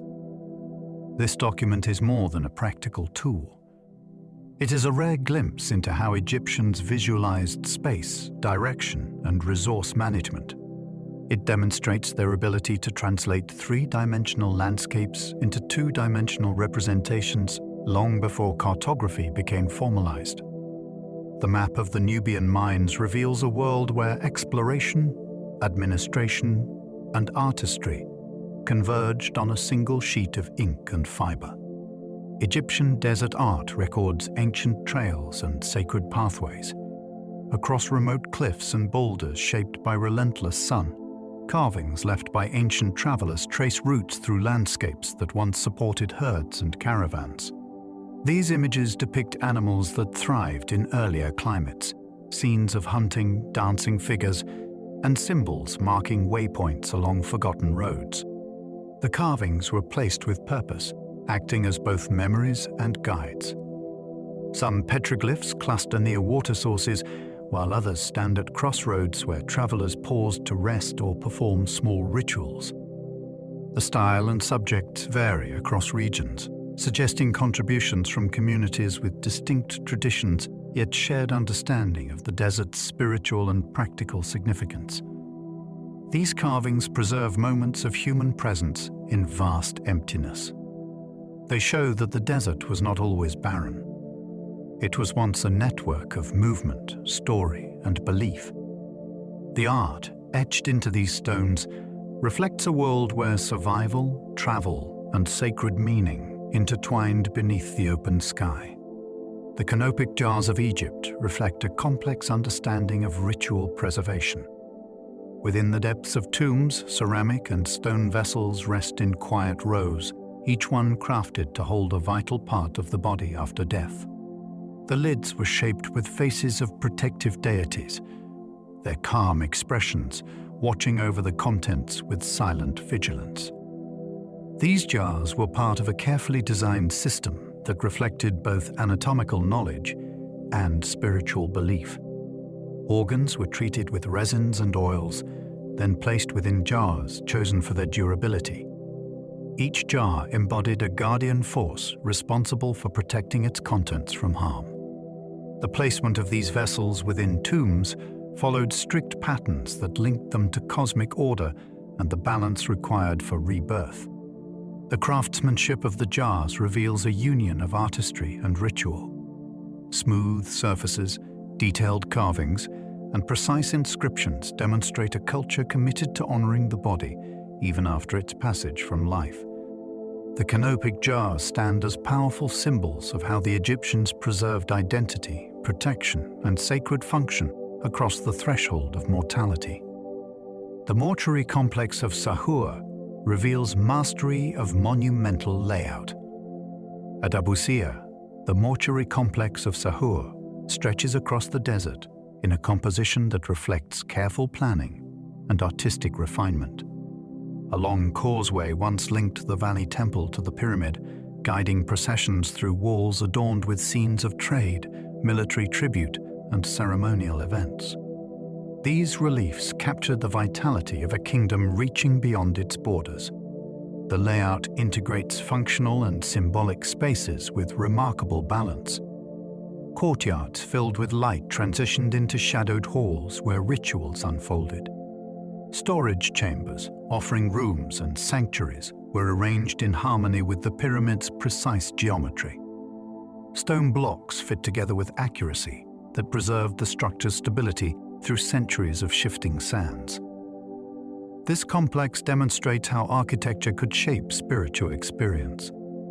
Every segment of the space guided movement, sight, and sound, creating a journey that echoed the path of the king from life into eternity.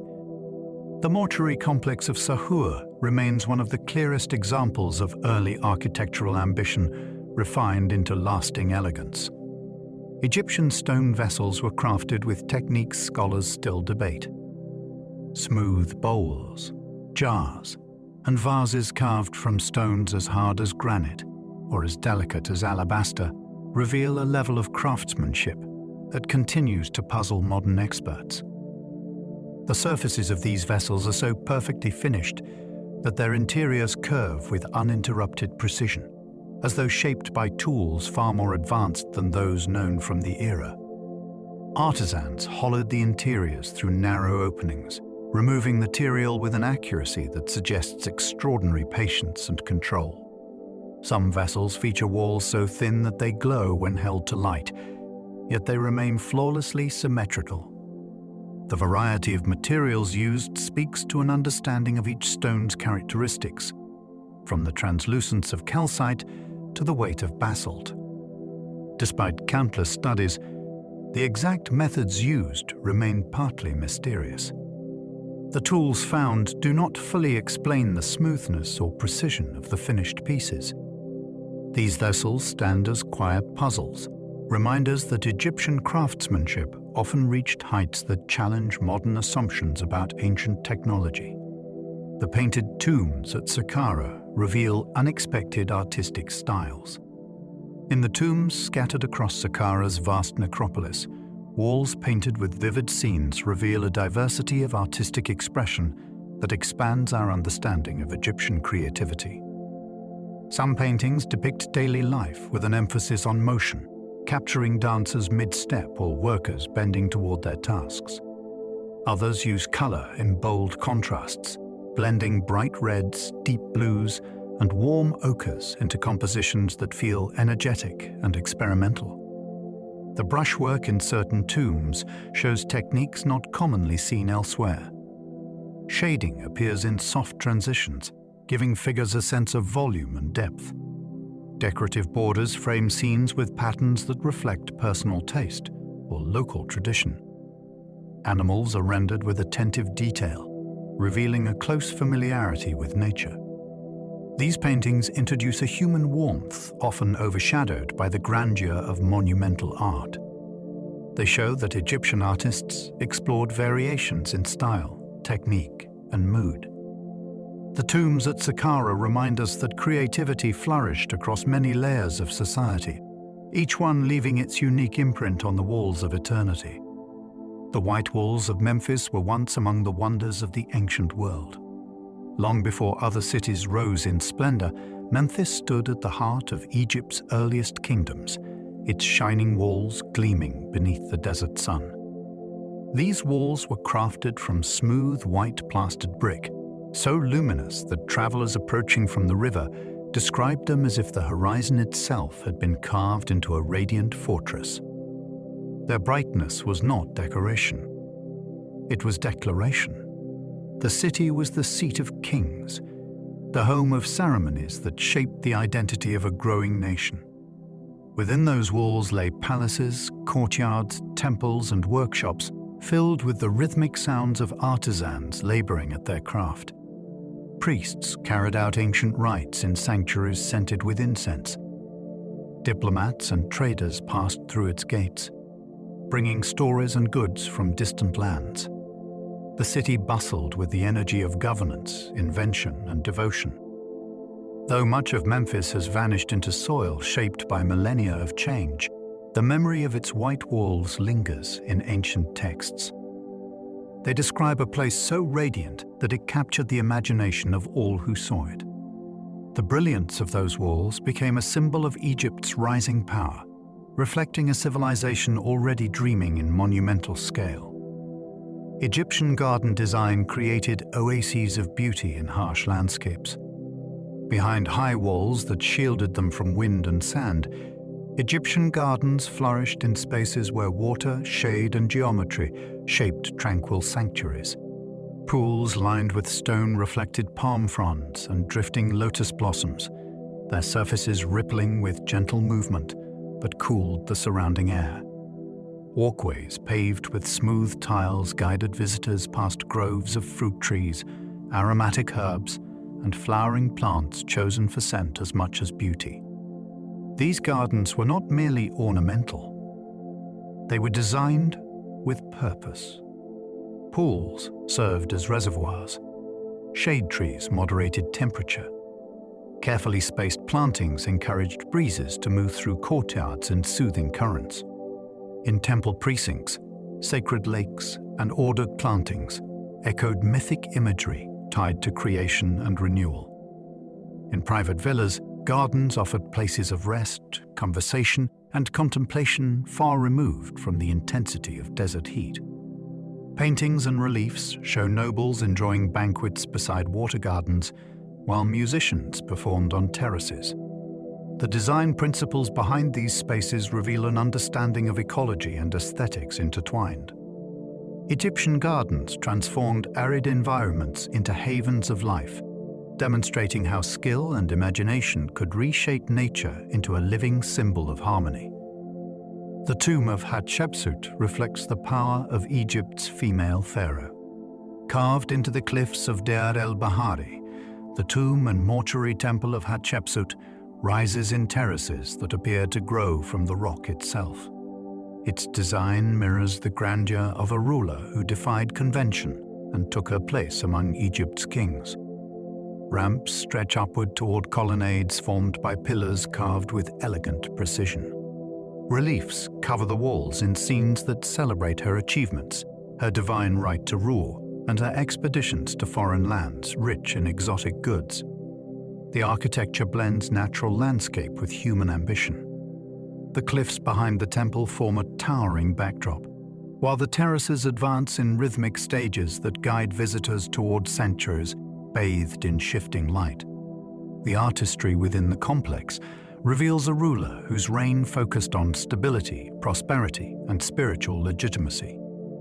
Scenes depict offerings, processions, and the journey of a queen transformed into a king. Hatshepsut's monument embodies authority expressed through design. Its symmetrical form and commanding presence demonstrate a mastery of aesthetics aligned with political strength. The temple remains one of Egypt's most celebrated architectural achievements, a testament to a woman whose vision reshaped the landscape and the legacy of her dynasty. Egyptian harps and lyres resonated through temples and courts.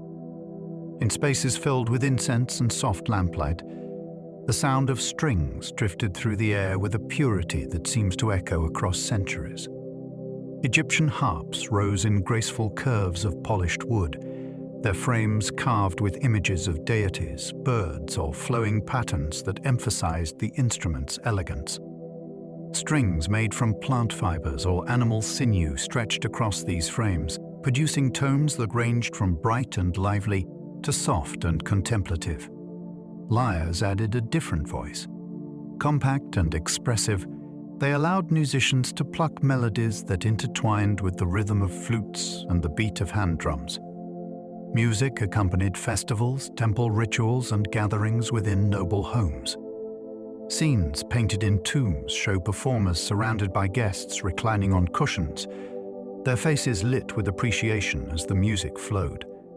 Musicians held respected roles, their skills passed through generations.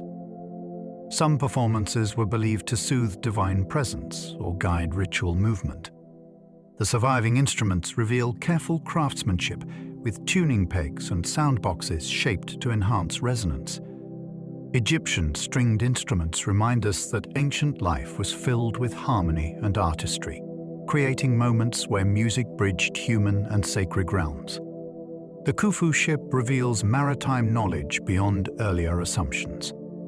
Buried in a pit beside the Great Pyramid, the Khufu ship rested in silence for thousands of years before being reassembled into a vessel of breathtaking beauty and complexity.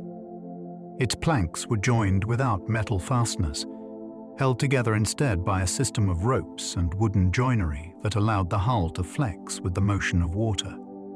The craftsmanship demonstrates a mastery of shipbuilding techniques capable of navigating not only the Nile, but the open sea. The ship's hull curves with elegant precision, each plank shaped to follow a sweeping line that would have cut through water with remarkable stability. The internal structure includes beams and ribs fitted in patterns that reveal an understanding of balance, buoyancy, and hydrodynamics. The vessel may have symbolized the solar journey of the king, or served as a representation of the boats used in sacred processions. The Khufu ship challenges assumptions about ancient maritime knowledge.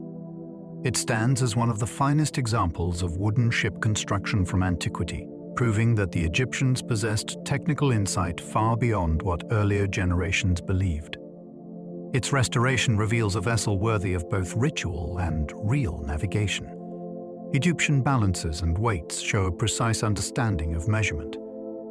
In marketplaces, workshops, and administrative centers, scales crafted from wood, bronze, and stone ensured fairness in trade and accuracy in taxation. Balance beams suspended from central pivots allowed merchants to measure goods with a precision that governed the economy. Sets of weights shaped like animals, geometric forms, or polished stones formed standardized units that remained consistent across time and region. These weights were carved and calibrated with such accuracy that many still match their original values when tested today. Their designs reflect both practicality and symbolic meaning. Some were shaped into representations of local deities, reinforcing the idea that honesty in measurement carried divine sanction. Others bore inscriptions or marks indicating official verification. Through these tools, the Egyptians managed grain, precious metals, textiles, and countless other goods. Their measurement systems enabled large-scale administration, supported constructions of monumental architecture, and upheld trust within communities. The survival of so many perfectly balanced artifacts shows a commitment to fairness and precision that formed the foundation of daily life and national stability. The temples of Nubia reveal a cultural exchange rich in art and belief. Along the southern frontier of Egypt, the temples of Nubia rise from landscapes once shaped by the river's quiet flow. These structures, carved into cliffs or built upon stone platforms, reveal a synthesis of Egyptian and Nubian traditions.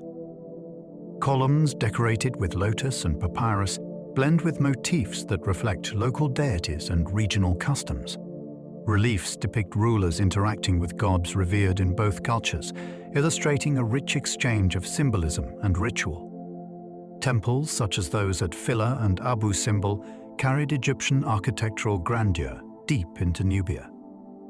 Meanwhile, Nubian artisans contributed distinct styles of carving, pottery, and decoration that subtly altered the visual language of the sanctuaries. The fusion created spaces where worshippers from both regions could participate in shared ceremonies, strengthening political bonds and cultural ties. These temples were more than religious centers. They were meeting points of identity, diplomacy, and artistic innovation. Their survival, even after relocation or partial loss, preserves stories of collaboration across borders.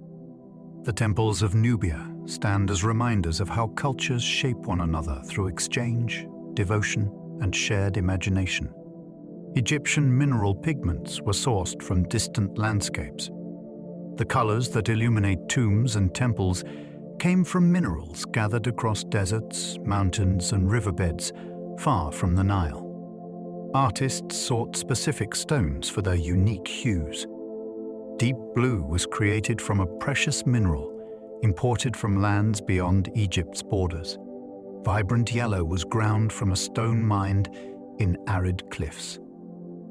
Soft greens emerged from malachite, while warm reds came from iron-rich earth collected from remote regions. These minerals were crushed, filtered, and mixed with binders to form pigments capable of withstanding the passing of centuries. The sourcing of these materials required trade networks, mining expeditions, and knowledge of geography that extended Egypt's reach into distant territories. Pigments carried symbolic meaning. Blue represented life and divinity. Red spoke of power and vitality. Black symbolized regeneration and the fertile soil of the Nile. The painters who used these pigments transformed walls into radiant stories. Each stroke reveals a partnership between natural resources and artistic intent. The minerals chosen by Egyptian artists show how far they traveled, literally and symbolically, to bring color into the world of the gods and the memory of the dead. The lost settlements beneath Lake Nasser hold untold stories. Before the creation of Lake Nasser, entire towns and archaeological sites lay along the Nile Valley, in regions now submerged beneath the vast reservoir. These settlements once bustled with farmers, traders, craftsmen, and priests who lived in harmony with the river's seasonal rhythms. Excavations conducted before the flooding revealed homes built from mud brick, workshops filled with tools, and temples adorned with carvings that reflected local traditions. Artifacts recovered from these sites include pottery, jewelry, agricultural implements, and records that speak to daily life across centuries. Many settlements were positioned at key crossroads between Egypt and Nubia, serving as hubs of exchange where goods, languages, and beliefs mingled. Although much was documented, a great deal remains out of reach beneath the waters, preserved in silence. The submerged world beneath Lake Nasser represents a hidden chapter of Egyptian history. It reminds us that entire communities once thrived in areas now veiled by modern transformation. These lost settlements hold stories waiting for the moment when technology grants access to their secrets and allows their voices to rise once more from the depths. Egyptian sacred geography connected temples across the landscape with celestial meaning. Across the vast expanse of Egypt, temples were positioned with deliberate intention, forming a network that echoed patterns seen in the sky. Builders aligned structures to the rising sun, the paths of bright stars, and the cycles of constellations that marked sacred moments. When viewed from above, the placement of some temples appears to follow lines that mirror mythic journeys or divine relationships preserved in ancient stories. These alignments reveal a worldview where land and sky were inseparable. Temples served as earthly mirrors of cosmic order, anchoring divine energy to specific points along the Nile. Priests observed these alignments during rituals, using moments when sunlight struck certain chambers as signals for ceremonies of renewal and transformation. Even distances between temples hold meaning, creating symbolic pathways across the landscape. The Egyptians saw space not as empty terrain, but as a living map where gods traveled and interacted. The concept of sacred geography shows a civilization that understood its environment as part of a larger cosmic design, weaving architecture, astronomy, and devotion into a unified vision of the world. As our journey through ancient Egypt comes to a quiet close, let your mind drift gently over the temples, the carvings, the treasures, and the stories that followed us through the desert night. These wonders have stood through the rise and fall of ages, and now they settle beside you like soft lanterns glowing in the dark. You have walked through sacred halls. You have watched sunlight touch ancient stone. You have listened to echoes of lives that shaped the world. Let those memories now become a slow and peaceful blur. If you enjoy these quiet journeys, I invite you to like, subscribe, or share a thought below. It helps others find their way here too, one sleepy soul at a time. And if you happen to still be awake, you can drift into another video whenever you are ready. But for now, just breathe. Allow your eyes to grow heavy and let these ancient wonders cradle your thoughts. Good night.